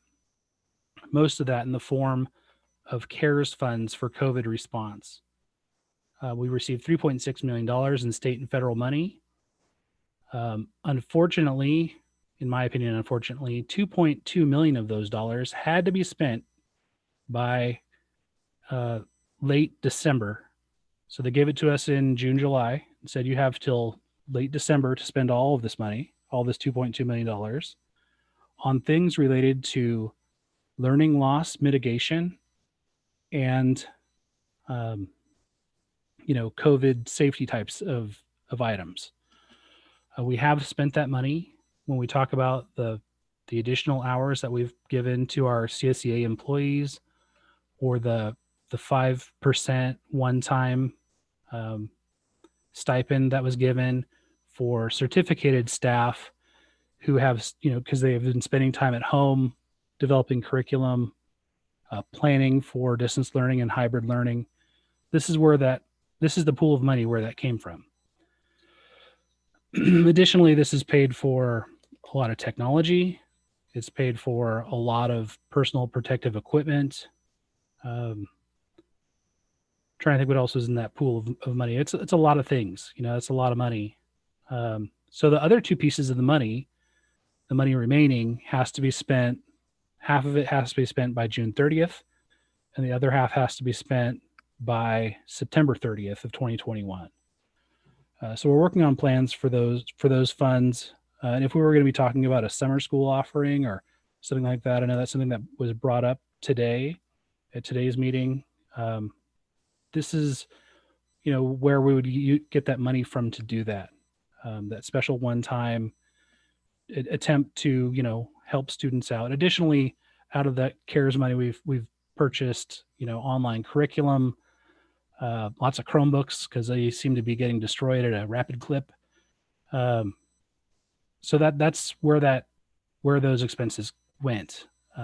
Fortunately, that was a really helped us out significantly with our expenses. The other item that's been added was I wrote a grant called the Restart Grant.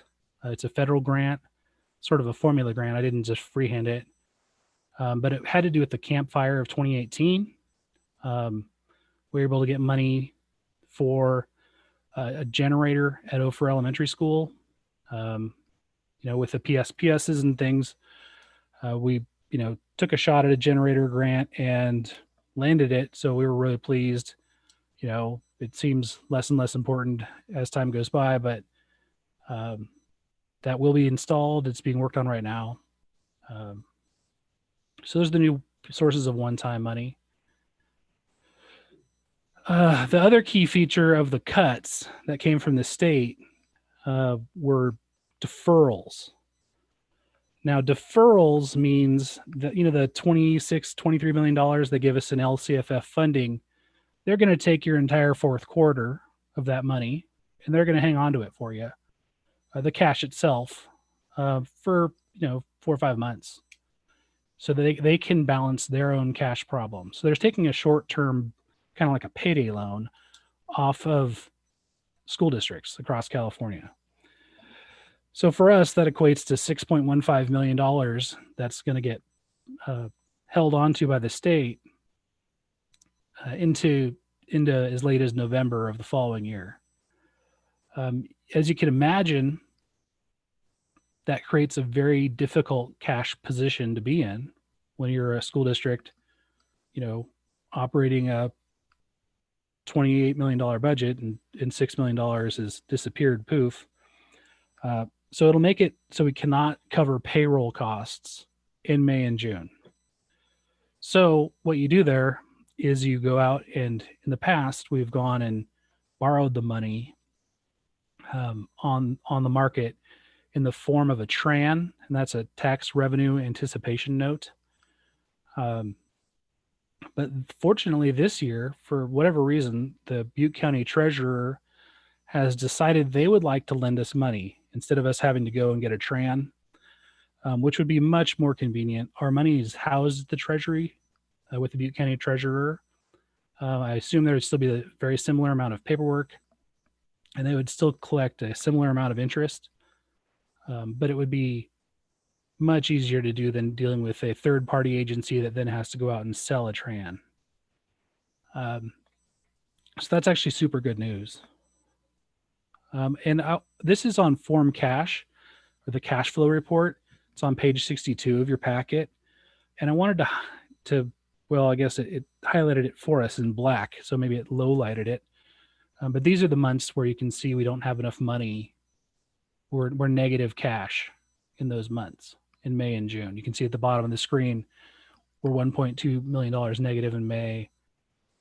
June, we're negative $500,000. And then July is typically a pretty light cash month for a school district. So I assume, as we start doing second interim, I'll start doing another one of these for next year as well, to see how long we're going to need to hang on to that cash for. But this illustrates the impacts of the deferrals. So anyway, that I wanted to make sure you understood what's happening. I might be bringing to you a resolution to allow us to borrow from the Treasury.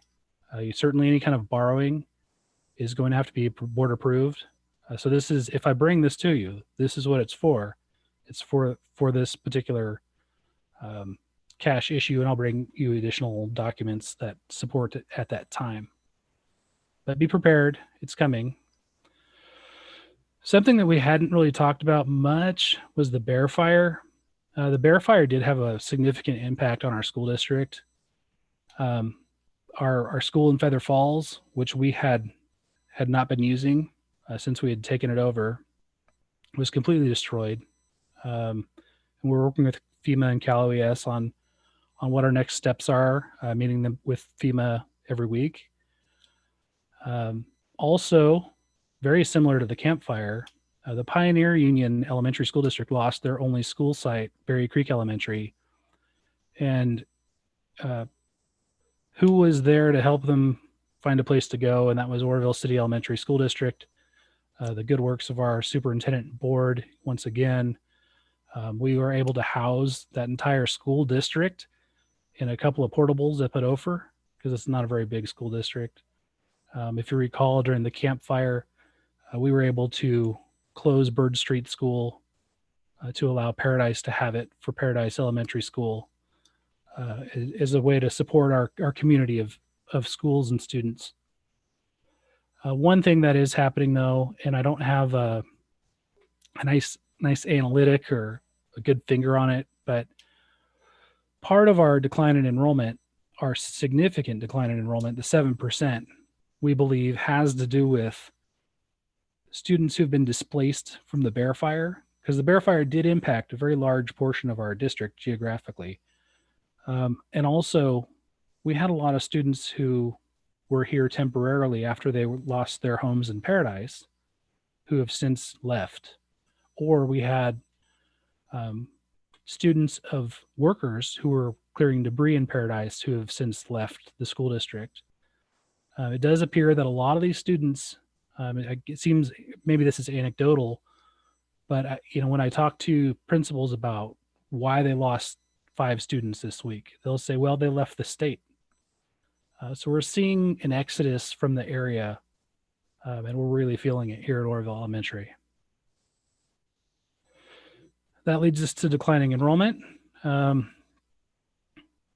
If we rewind the tape back to the 90s, Oroville City Elementary School District had about 4,000 students. Since then, we're coming in at about 2,150 right now. Every year, it seems like we're losing about 2% of students. If you do an average over the last 10 or 15 years, it's about 2% a year that we lose. We do suspect that the COVID-19 pandemic has created a large portion of this decline in enrollment, this major decline in enrollment. We feel that it's plausible that kindergarten students just aren't signing up for kindergarten and are electing to do something else instead of doing distance learning. And we're hopeful that we'll see a rebound once we return to full-time in-person learning hopefully next school year. And here's just for the board's benefit, here's just a sort of a little historic enrollment chart showing this sort of gradual decline until you get to 1920, where we lose a lot of kids between 1920 and 2021. Another piece of the puzzle coming up is we have a charter school in town called Stream Charter School, who we are the authorizers of. And I just recently reviewed their first interim budget, just like this. And they're planning on building and plan on increasing their enrollment by about 130 kids in the next 2 years. Unfortunately, I haven't estimated them in this particular budget. They'll be in the second interim budget, but I estimate that will further aggravate our declining enrollment problem. As we know, when Stream opened, almost all of those students came from Oroville City Elementary School District.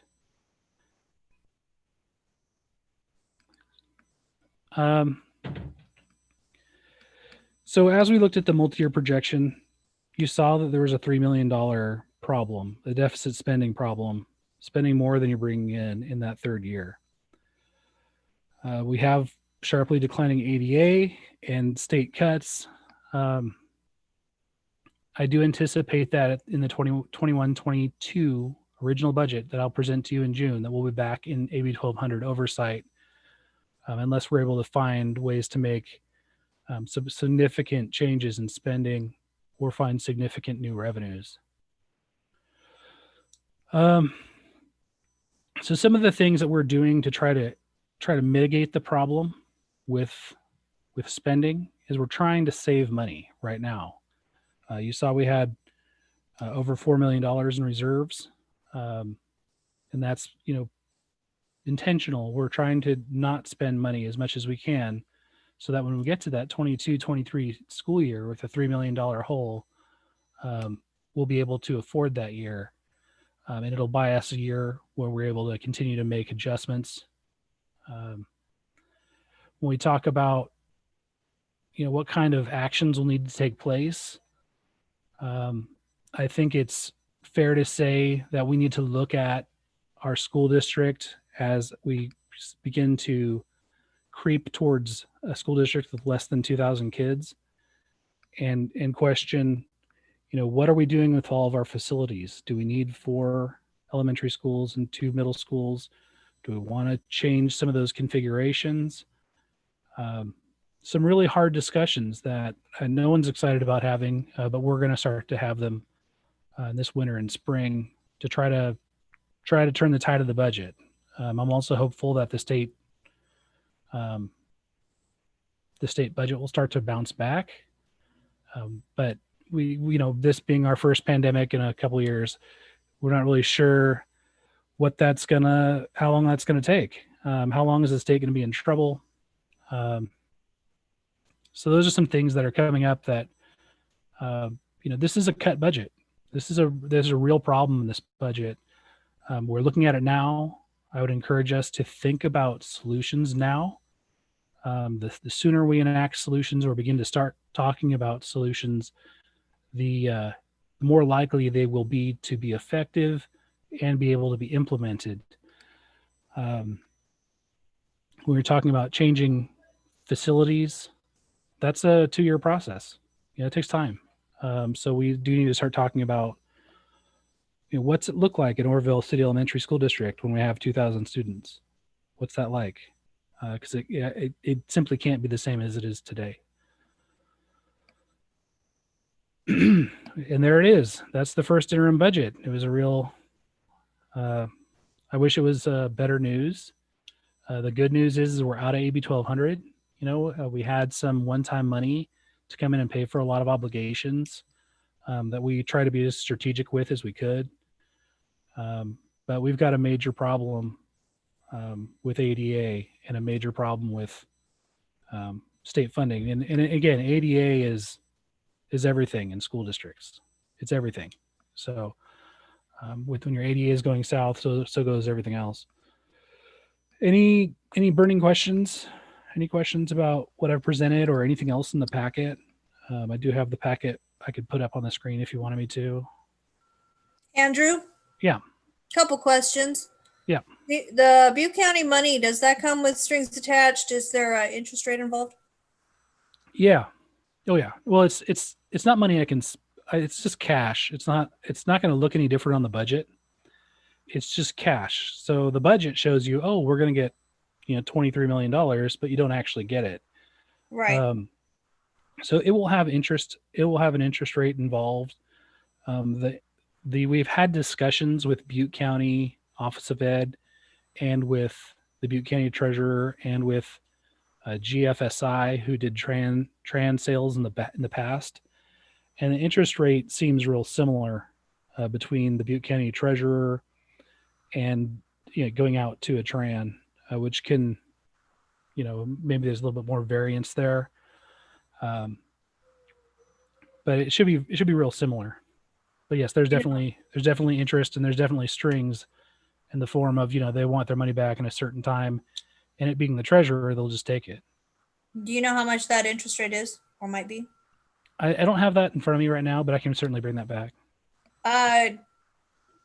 Rockland area is just anecdotal. I was speaking to this delegate assembly for our area, and where at the beginning of this slide presentation, you're showing us, a hold harmless budget of stationary ADA for 2 years and then a drop off. Mm-hmm. They're actually dealing with the exact opposite problem, where their ADA is increasing, but they're not getting a respective increase in their budget until the 3rd year.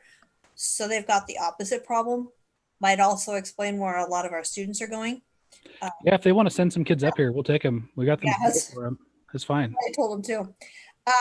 I also have spoken to more than one family out in my chosen profession, and a lot of kinders are staying home.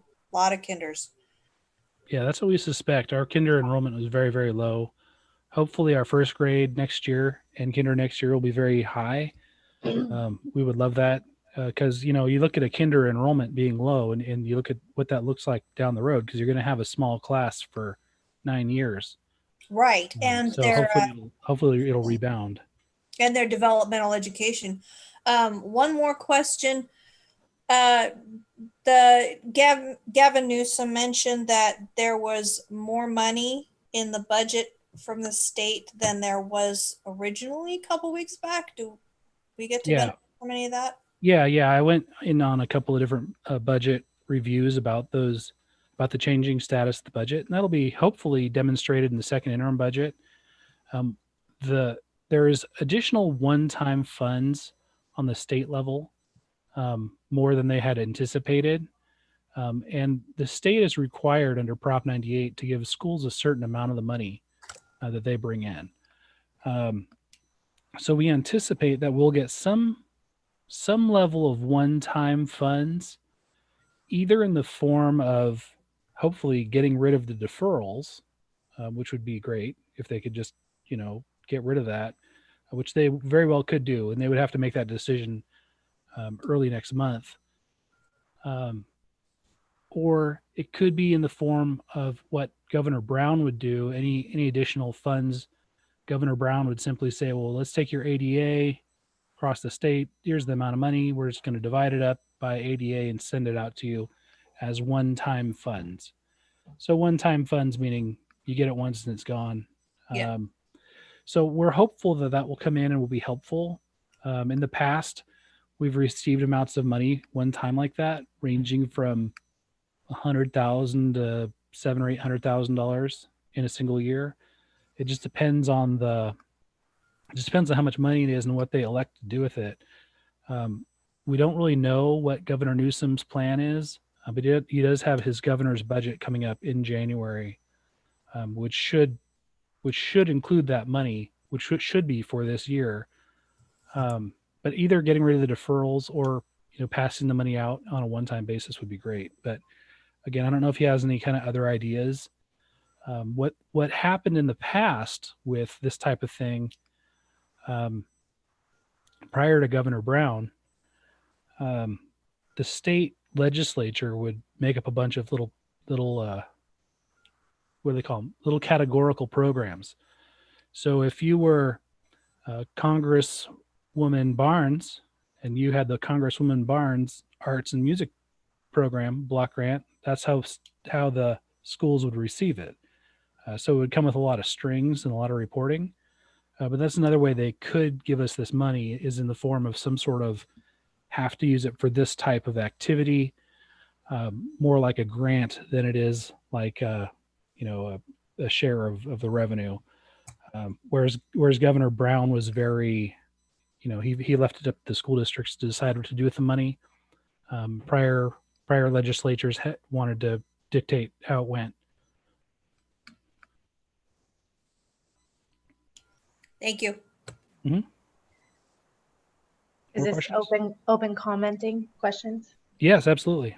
Please. I really feel from a family standpoint that the reason why kinders aren't enrolling is because to get a 5-year-old to learn something from a computer and sit still is nearly impossible. And so I feel that distance learning is hurting enrollment. And additionally, the trust in our families with the changing policies of what's going to happen. Stream is taking kids because of its newness, I think, in the beginning. And if it does continue to expand, we'll lose more kids that way. So it's almost like we need to remain a competitive edge regarding enrollment and keeping our kids where their district is and giving them a reason to stay, which is you will be in the classroom. Yeah, and I could say, a lot of the discussion we've had with just, the people I know in town, who wants to send their kindergartner? A lot of people don't want to send their kindergartner to distance learning or hybrid learning and have them wear a mask.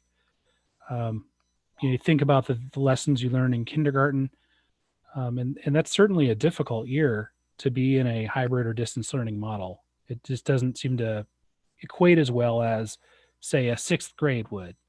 Where you're like, hey, you're going to be doing a lot of reading, a lot of online interactive stuff, and it's a very different result.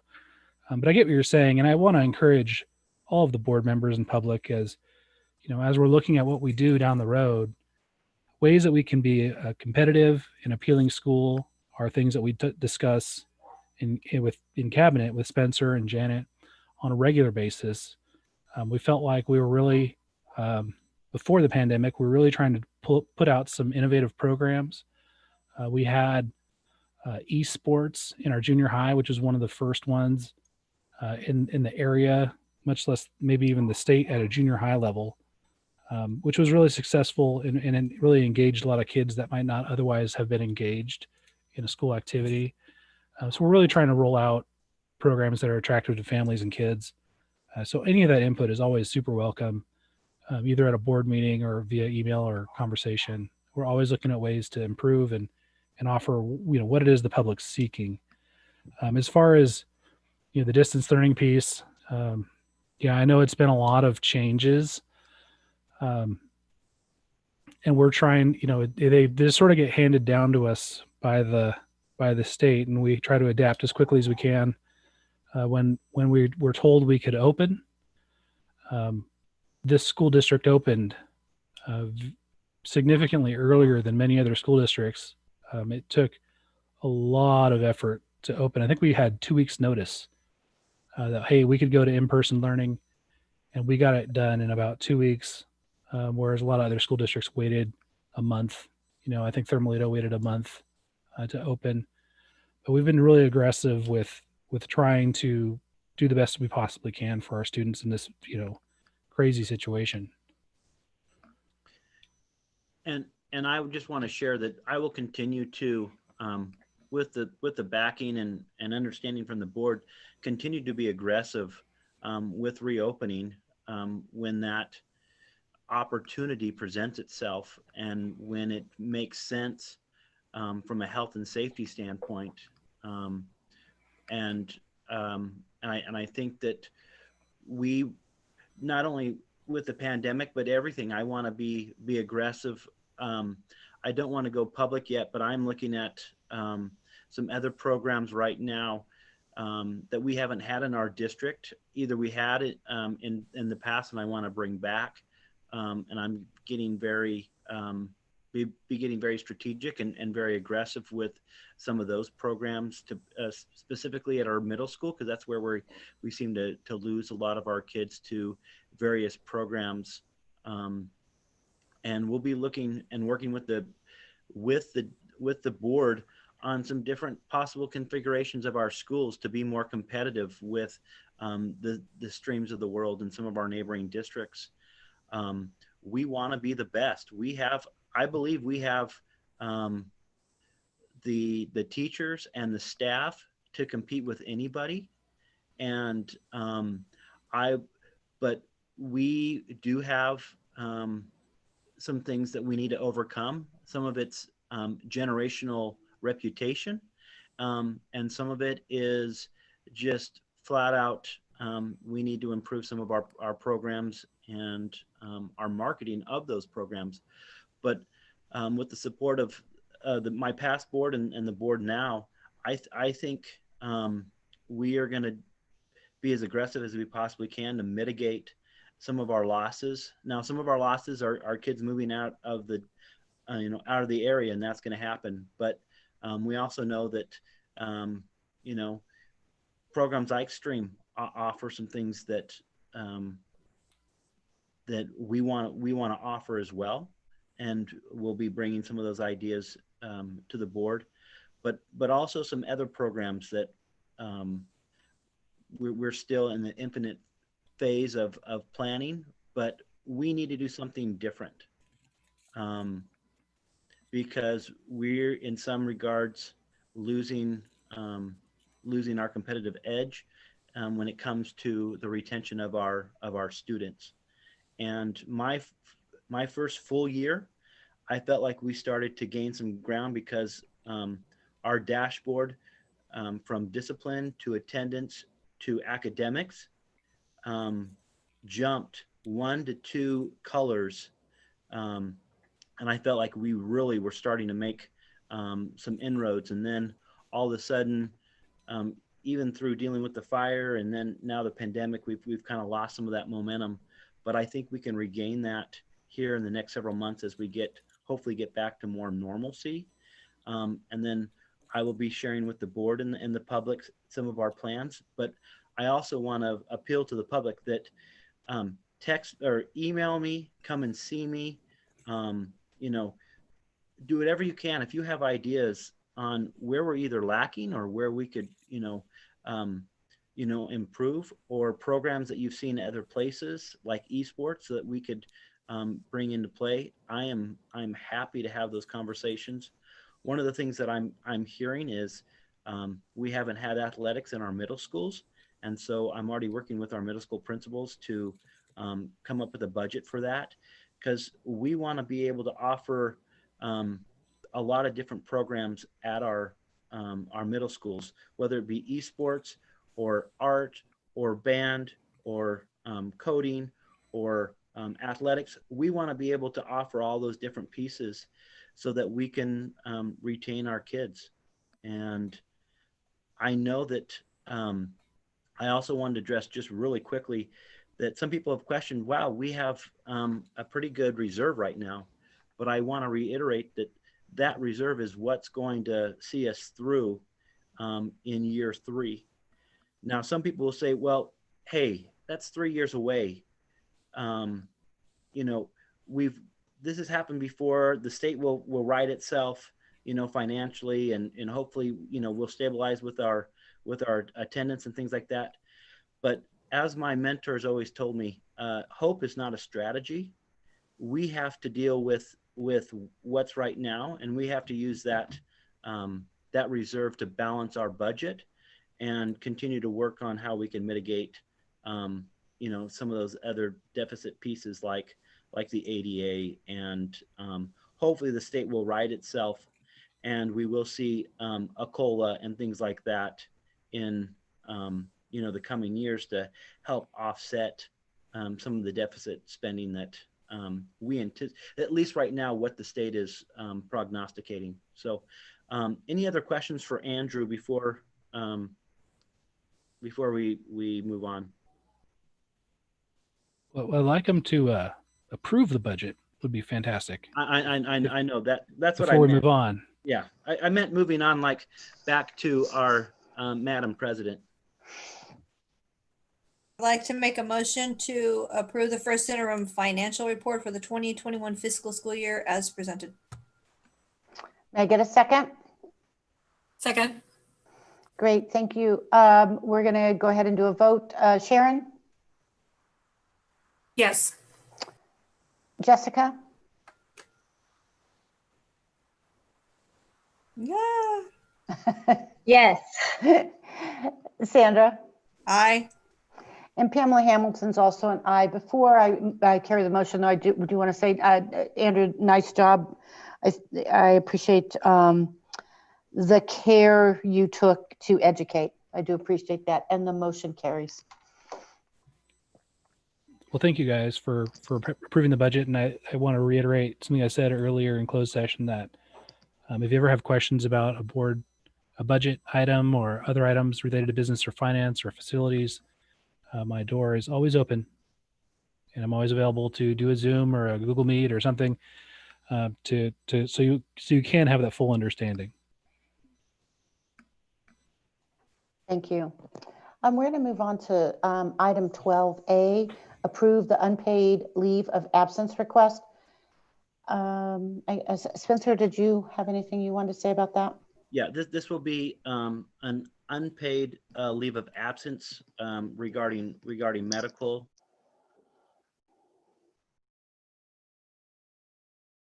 And we have, for Sharon and Jessica, we have typically, we've typically approved a number of these. And that's your recommendation, Spencer? Could you hear everything? I guess not. I guess I jumped in over you. Sorry about that. I'm sorry. It's an unpaid leave having to do with medical, and I recommend that the board, it is an unpaid leave of absence, and as soon as it is kind of rectified, then we can bring that employee back. Okay. Any further questions from either Sharon, Jessica, or Sandra? Can I get a motion to approve item 12A as presented?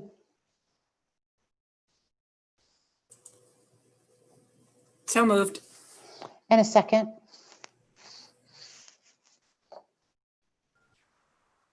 Second. Great, thank you. And we'll go ahead and vote. Jessica? Yes. Sandra? Aye. Sharon? Yes. And Pamela's a yes, the motion carries. We have come to the end of our agenda tonight. So happy holidays and everyone be safe. And I know that we will all be in touch with you, Spencer, as needed as we continue on to work out the reopening of schools. And as of at this time. And Pamela? Yeah, go ahead. That I will, what I'll be sharing with staff tomorrow regarding what we discussed in open session today regarding COVID and our COVID crisis, I'll be CCing the board so they know exactly what kind of communication is going out to the public and to our staff. So I just wanted to let you guys know that. And thank you to everyone for a lot of good discussion tonight. Thank you. Thank you. And at 7:39, the meeting is adjourned. Thank you all. Thank you. Happy holidays.